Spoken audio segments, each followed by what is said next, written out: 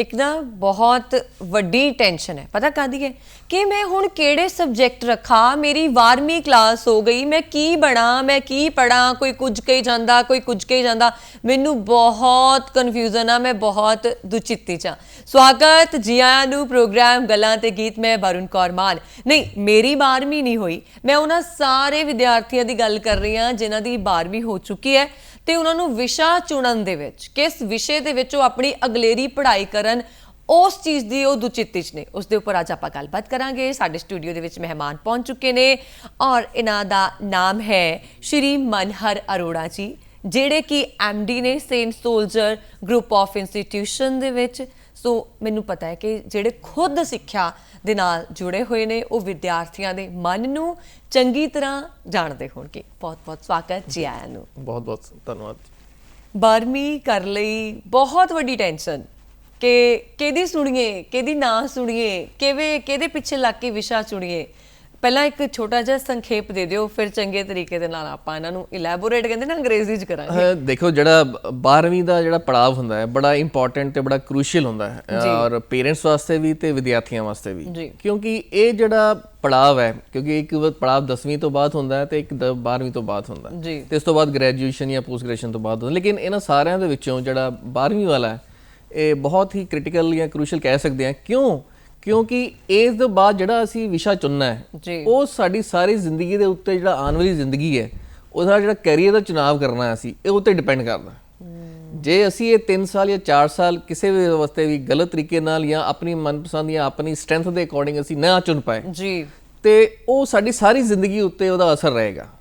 ਤੇ ਇਸ ਕਰਕੇ ਬਹੁਤ ਹੀ ਇੰਪੋਰਟੈਂਟ ਹੈ ਜਿਹੜਾ ਤੁਸੀਂ ਅੱਜ ਵਿਸ਼ਾ ਚੁਣਿਆ ਹੈ। ਮੈਂ ਤੁਹਾਡਾ ਧੰਨਵਾਦ ਵੀ ਕਰਦਾ ਹਾਂ, ਕਿਉਂਕਿ ਅੱਜ ਦੇ ਵਿਦਿਆਰਥੀਆਂ ਦੇ ਕੋਲ ਮੈਂ ਦੇਖਦਾ ਹਾਂ ਕਿ ਬਹੁਤ ਹੀ ਜਾਣਕਾਰੀ ਤਾਂ ਹੈ ਲੇਕਿਨ ਲਿਮਿਟਿਡ ਜਾਣਕਾਰੀ ਹੈ, ਥੋੜ੍ਹੀ ਘੱਟ ਬਾਤ ਜਾਣਕਾਰੀ ਰੱਖਦੇ ਨੇ ਜਾਂ ਕਿਸੇ ਦੀ ਸਲਾਹ ਦੇ ਉੱਤੇ ਚੱਲ ਪੈਂਦੇ ਨੇ, ਆਪਣੀ ਨਹੀਂ ਸਮਝਦੇ। ਕਿਉਂਕਿ ਦੋ ਤਰ੍ਹਾਂ ਦੇ ਡਿਸੀਜ਼ਨ ਹੁੰਦੇ ਨੇ ਜਦੋਂ ਅਸੀਂ ਕੈਰੀਅਰ ਦਾ ਚੁਣਾਵ ਕਰਦੇ ਹਾਂ। ਇੱਕ ਤਾਂ ਹੁੰਦਾ ਇਨਫੋਰਮਡ ਡਿਸੀਜ਼ਨ ਹੁੰਦਾ, ਇੱਕ ਸਿੰਪਲ ਡਿਸੀਜ਼ਨ ਜਿੱਦਾਂ ਕਹੀਦਾ ਵੀ ਮੈਂ ਹੁਣ BA ਕਰਨੀ ਹੈ ਜਾਂ BSc ਕਰਨੀ, ਕੁਛ ਵੀ XYZ। ਇੱਕ ਹੁੰਦਾ ਇਨਫੋਰਮਡ ਡਿਸੀਜ਼ਨ। ਇਨਫੋਰਮਡ ਡਿਸੀਜ਼ਨ ਦੇ ਵਿੱਚ ਹੁੰਦਾ ਹੈ ਕਿ ਤੁਸੀਂ ਕਿਉਂ ਕਰਨਾ ਚਾਹੁੰਦੇ ਹੋ।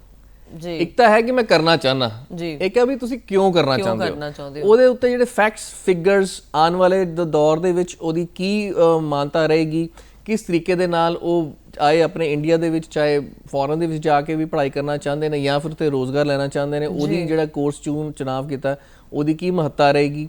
ਔਰ ਉਸ ਤੋਂ ਬਾਅਦ ਜੇ ਨੌਕਰੀ ਲੱਗਦੀ ਹੈ, ਨੌਕਰੀ ਤੋਂ ਅੱਗੇ ਵਧਣ ਵਾਸਤੇ ਕੀ ਉਹਨਾਂ ਦੀ ਸਿੱਖਿਆ ਉਹਨਾਂ ਨੂੰ ਕੰਮ ਦੇਗੀ ਆਉਣ ਵਾਲੇ ਸਾਲਾਂ ਦੇ ਵਿੱਚ। ਜੀ, ਸਾਡਾ ਸਾਰਾ ਭਵਿੱਖ ਹੁਣ ਡਿਪੈਂਡ ਕਰਦਾ ਹੈ, ਨਿਰਭਰ ਕਰਦਾ ਹੈ ਕਿ 12ਵੀਂ ਤੋਂ ਬਾਅਦ ਅਸੀਂ ਕੀ ਪੜ੍ਹਨਾ। ਬਿਲਕੁਲ ਬਿਲਕੁਲ। ਤੁਸੀਂ ਕਿਹਾ ਕਿ ਸਮਝ ਨਹੀਂ ਆਉਂਦੀ ਨਾ ਕਿ ਕਈ ਬੱਚੇ ਮਾਂ-ਬਾਪ ਦੇ, ਮੈਂ ਵੀ ਇਹ ਸੋਚਦੀ ਹੁੰਦੀ ਹੈ, ਮਾਂ-ਬਾਪ ਦਾ ਜ਼ੋਰ ਪਾਉਣਾ ਕਿ ਨਹੀਂ ਤੂੰ 12ਵੀਂ ਤੋਂ ਬਾਅਦ ਇਹੀ ਪੜ੍ਹ।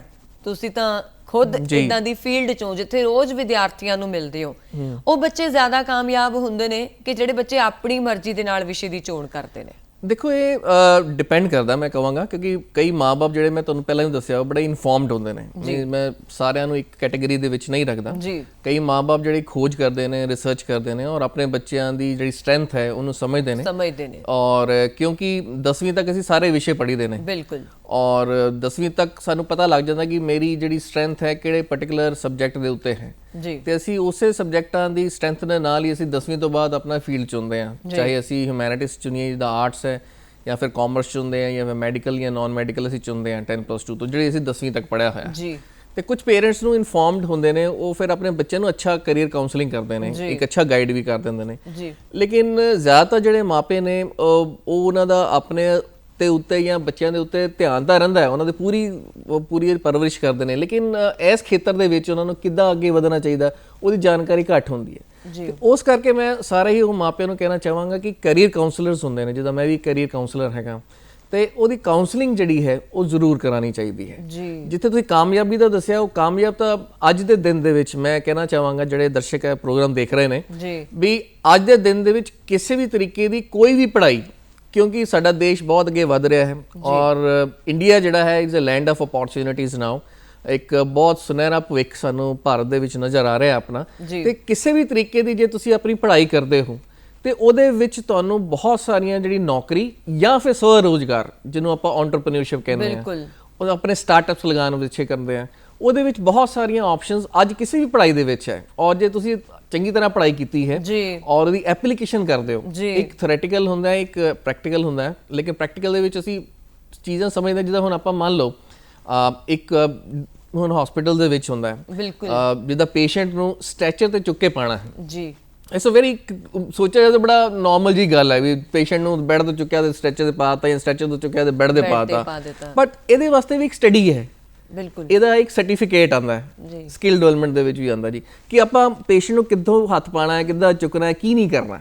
ਇਹ ਐਪਲੀਕੇਸ਼ਨ ਹੈ ਉਹਦੀ, ਇਟਸ ਨਾਟ ਅਬਾਊਟ ਸਰਟੀਫਿਕੇਟ ਦੀ ਇਕੱਲੀ ਗੱਲ ਨਹੀਂ ਬਣਦੀ। ਸੋ ਮਾਪਿਓ ਜਿਹੜੇ ਨੇ, ਜਿਹੜੀ ਤਾਂ ਜਾਣਕਾਰੀ ਰੱਖਦੇ ਨੇ ਬਹੁਤ ਅੱਛੀ ਗੱਲ ਹੈ, ਜੇ ਜਾਣਕਾਰੀ ਨਹੀਂ ਰੱਖਦੇ ਤੇ ਉਹਨਾਂ ਨੂੰ ਕੈਰੀਅਰ ਕਾਉਂਸਲਰਸ ਦੇ ਕੋਲ ਜਾ ਕੇ ਆਪਣੀ ਤੇ ਬੱਚਿਆਂ ਦੀ ਕਾਉਂਸਲਿੰਗ ਕਰਾਉਣੀ ਜ਼ਰੂਰੀ ਹੈ। ਇੱਕ ਦਿਮਾਗ ਦੇ ਵਿੱਚ ਅਕਸਰ ਵਿਦਿਆਰਥੀਆਂ ਦੇ ਆ ਜਾਂਦਾ ਕਿ ਸਾਡੇ ਘਰ ਦੇ ਕੋਲ ਆਹ ਕਾਲਜ ਪੈਂਦਾ ਹੈ, ਮੇਰਾ ਦੋਸਤ ਜਾਂ ਮੇਰੀ ਸਹੇਲੀ ਉਸੇ ਕਾਲਜ ਦੇ ਵਿੱਚ ਪੜ੍ਹੇਗਾ, ਪਰ ਜਿਹੜਾ ਵਿਸ਼ਾ ਮੈਂ ਚੁਣਨਾ ਚਾਹੁੰਦਾ ਸੀ ਜਾਂ ਮੈਂ ਚੁਣਨਾ ਚਾਹੁੰਦੀ ਸੀ ਉਹ ਇਸ ਕਾਲਜ ਦੇ ਵਿੱਚ ਹੈ ਨਹੀਂ। ਪਰ ਚਲੋ ਜੀ, ਸਹੇਲੀ ਨੇ ਇੱਥੇ ਐਡਮਿਸ਼ਨ ਲੈ ਲਈ, ਦੋਸਤ ਨੇ ਇੱਥੇ ਐਡਮਿਸ਼ਨ ਲੈ ਲਈ, ਪੜ੍ਹ ਲਓ ਜੀ। ਬਿਲਕੁਲ, 12ਵੀਂ ਤੋਂ ਬਾਅਦ ਇਹ ਚੀਜ਼ ਬਹੁਤ ਹੁੰਦੀ ਹੈ, ਇਹ ਬਹੁਤ ਹੀ ਜ਼ਿਆਦਾ ਕਾਮਨ ਚੀਜ਼ ਹੈ। ਔਰ ਮੈਂ ਸਾਰੇ ਹੀ ਆਪਣੇ ਵਿਦਿਆਰਥੀਆਂ ਨੂੰ, ਬੱਚਿਆਂ ਨੂੰ ਇਹ ਹਿਦਾਇਤ ਦੇਣਾ ਚਾਹਾਂਗਾ, ਇੱਕ ਮੈਸੇਜ ਦੇਣਾ ਚਾਹਾਂਗਾ ਕਿ ਦੇਖੋ, ਜਦੋਂ ਤੱਕ ਤੁਸੀਂ ਆਪਣੇ ਦੋਸਤ ਮਿੱਤਰ ਸਹੇਲੀਆਂ ਸਾਰਿਆਂ ਨਾਲ ਅਸੀਂ ਰਹਿਣਾ ਹੈ, ਔਰ ਲੇਕਿਨ ਸਾਰੀ ਜ਼ਿੰਦਗੀ ਨਹੀਂ ਰਹਿ ਸਕਦੇ। ਜਦੋਂ ਤੁਹਾਡੇ ਨੌਕਰੀ ਲੱਗੇਗੀ ਜਾਂ ਫਿਰ ਤੁਹਾਡਾ ਬਿਜ਼ਨਸ ਐਸਟੈਬਲਿਸ਼ ਹੋਏਗਾ, ਕਿਸੇ ਨਾ ਕਿਸੇ ਪੜਾਅ ਦੇ ਵਿੱਚ ਆ ਕੇ ਸਾਨੂੰ ਆਪਣੇ ਦੋਸਤਾਂ ਨੂੰ ਜਾਂ ਸਹੇਲੀਆਂ ਨੂੰ ਕਿਤੇ ਨਾ ਕਿਤੇ ਛੱਡਣਾ ਪਏਗਾ ਜੀ। ਤੇ ਜਦੋਂ ਅਸੀਂ ਆਪਣੀ ਗੱਲ ਕਰੀਏ, ਜਦੋਂ ਮੈਂ ਆਪਣੇ ਆਪ ਦੀ ਗੱਲ ਕਰਦਾ ਹਾਂ, ਤੇ ਸਾਨੂੰ ਥੋੜਾ ਜਿਹਾ ਸਵਾਰਥੀ ਹੋਣਾ ਪੈਣਾ ਹੈ। ਸਵਾਰਥ ਦੀ ਗੱਲ ਇੱਥੇ ਆਉਂਦੀ ਹੈ, ਸਵਾਰਥ ਵੀ ਪੋਜ਼ਿਟਿਵਨੈਸ ਦੇ ਵਿੱਚ ਆਉਂਦੀ ਹੈ ਕਿ ਮੈਂ ਜੋ ਕਰਨਾ ਚਾਹੁੰਦਾ, ਜੇ ਇਸ ਕਾਲਜ ਦੇ ਵਿੱਚ ਨਹੀਂ ਹੈਗਾ ਤੇ ਕੋਈ ਗੱਲ ਨਹੀਂ, ਮੈਂ ਦੂਸਰੇ ਕਾਲਜ ਚਲੇ ਜਾਣਾ ਜਾਂ ਦੂਸਰੀ ਯੂਨੀਵਰਸਿਟੀ ਚਲੇ ਜਾਣਾ, ਔਰ ਮੇਰੇ ਜਿਹੜੇ ਫਰੈਂਡਸ ਨੇ ਉਹ ਇਸ ਕਾਲਜ ਪੜ੍ਹਦੇ ਪਏ, ਅਸੀਂ ਜੁੜੇ ਰਹਾਂਗੇ। ਜ਼ਰੂਰੀ ਨਹੀਂ ਸੀ ਸਾਰਾ ਦਿਨ ਨਾਲ ਰਹਿਣਾ ਹੈ। ਹੁਣ ਤਾਂ ਅੱਜਕੱਲ ਸੋਸ਼ਲ ਮੀਡੀਆ ਰਾਹੀਂ, ਪਲੇਟਫਾਰਮ ਰਾਹੀਂ, ਮੋਬਾਈਲ ਰਾਹੀਂ, ਹੋਰ ਬੜੇ ਅੱਜਕੱਲ ਜਿਹੜੇ ਸਲੀਕੇ ਆ ਗਏ ਨੇ ਜਿਸ ਤਰੀਕੇ ਨਾਲ ਅਸੀਂ ਇੱਕ ਦੂਜੇ ਨਾਲ ਜੁੜੇ ਰਹਿ ਸਕਦੇ ਹਾਂ। ਮੈਂ ਤੁਹਾਡੀ ਗੱਲ ਰੋਕ ਰਹੀ ਹਾਂ, ਜ਼ਿਆਦਾਤਰ ਇਹ ਚੀਜ਼ ਨਾ ਕੁੜੀਆਂ ਦੇ ਵਿੱਚ ਦੇਖੀ ਜਾਂਦੀ ਆ। ਘਰ ਦੇ ਵੀ ਕਹਿ ਦਿੰਦੇ ਆ ਕਿ ਚਲੋ ਦੋ ਇਕੱਠੀਆਂ ਹੋ ਜਾਣਗੀਆਂ, ਇਕੱਠੀਆਂ ਚੱਲ ਜਾਇਆ ਕਰੂ, ਇਕੱਠੀਆਂ ਆ ਜਾਇਆ ਕਰੂ। ਤੁਹਾਡੀ ਗੱਲ ਨਾਲ ਸਹਿਮਤ ਹਾਂ ਬਿਲਕੁਲ, ਲੇਕਿਨ ਮੈਂ ਬੇਟੀਆਂ ਨੂੰ ਇਹ ਕਹਿਣਾ ਚਾਹਾਂਗਾ ਕਿ ਐਦਾਂ ਦੀ ਗੱਲ ਨਹੀਂ ਹੈ। ਤੁਸੀਂ ਆਪਣਾ ਭਵਿੱਖ ਦੇਖਣਾ ਹੈ। ਸਹੇਲੀ ਨੇ ਆਪਣਾ, ਹੁਣ ਮੈਂ ਤੁਹਾਨੂੰ ਐਗਜ਼ਾਮਪਲ ਦਿੰਦਾ ਜੀ। ਹੁਣ ਇੱਕ ਜੌਬ ਹੈ, ਇੱਕ ਵੈਕੈਂਸੀ ਹੈ, ਉਹਦੀ ਤੁਹਾਡੀ 20 ਲੱਖ ਸੈਲਰੀ ਹੈ ਪੈਕੇਜ ਦੀ। ਹੁਣ ਤੁਸੀਂ ਆਰਾਮ ਨਾਲ ਆਪਣੀ ਸਹੇਲੀ ਨੂੰ ਦੇ ਦਿਓਗੇ ਜਾਂ ਆਪ ਰੱਖੋਗੇ?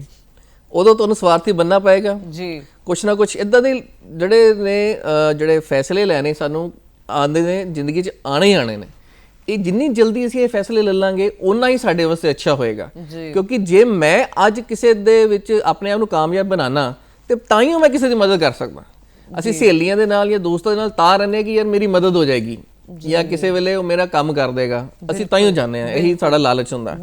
ਲੇਕਿਨ ਮੈਂ ਕਿਸੇ ਦੀ ਮਦਦ ਜਾਂ ਕਿਸੇ ਦੀ ਜਿਹੜੀ ਹੈਲਪ ਉਦੋਂ ਹੀ ਕਰ ਪਾਵਾਂਗਾ ਜੇ ਮੈਂ ਆਪ ਹੈਲਪ ਕਰਨ ਦੇ ਕਾਬਿਲ ਹੋਵਾਂਗਾ। ਬਿਲਕੁਲ, ਤੁਸੀਂ ਦੇਖਿਆ ਹੋਣਾ ਜਦੋਂ ਜਹਾਜ਼ 'ਚ ਵੀ ਜਾਂਦੇ ਹਾਂ, ਫਲਾਈਟ 'ਚ ਵੀ ਜਾਂਦੇ ਹਾਂ, ਤੇ ਸਾਨੂੰ ਪਹਿਲਾਂ ਹੀ ਕਹਿੰਦੇ ਜੀ ਪਹਿਲਾਂ ਆਪਣੀ ਸੁਰੱਖਿਆ ਬਣਾਓ, ਆਪਣੀ ਸੁਰੱਖਿਆ ਕਰੋ, ਫਿਰ ਤੁਸੀਂ ਦੂਜੇ ਦੀ ਸੁਰੱਖਿਆ ਕਰ ਸਕਦੇ ਹੋ। ਤੁਸੀਂ ਆਪ ਹੀ ਖਤਰੇ 'ਚ ਹੋ ਤੇ ਦੂਜੇ ਨੂੰ ਕੀ ਤੁਸੀਂ ਸਹੂਲਤ ਦਿਓਗੇ?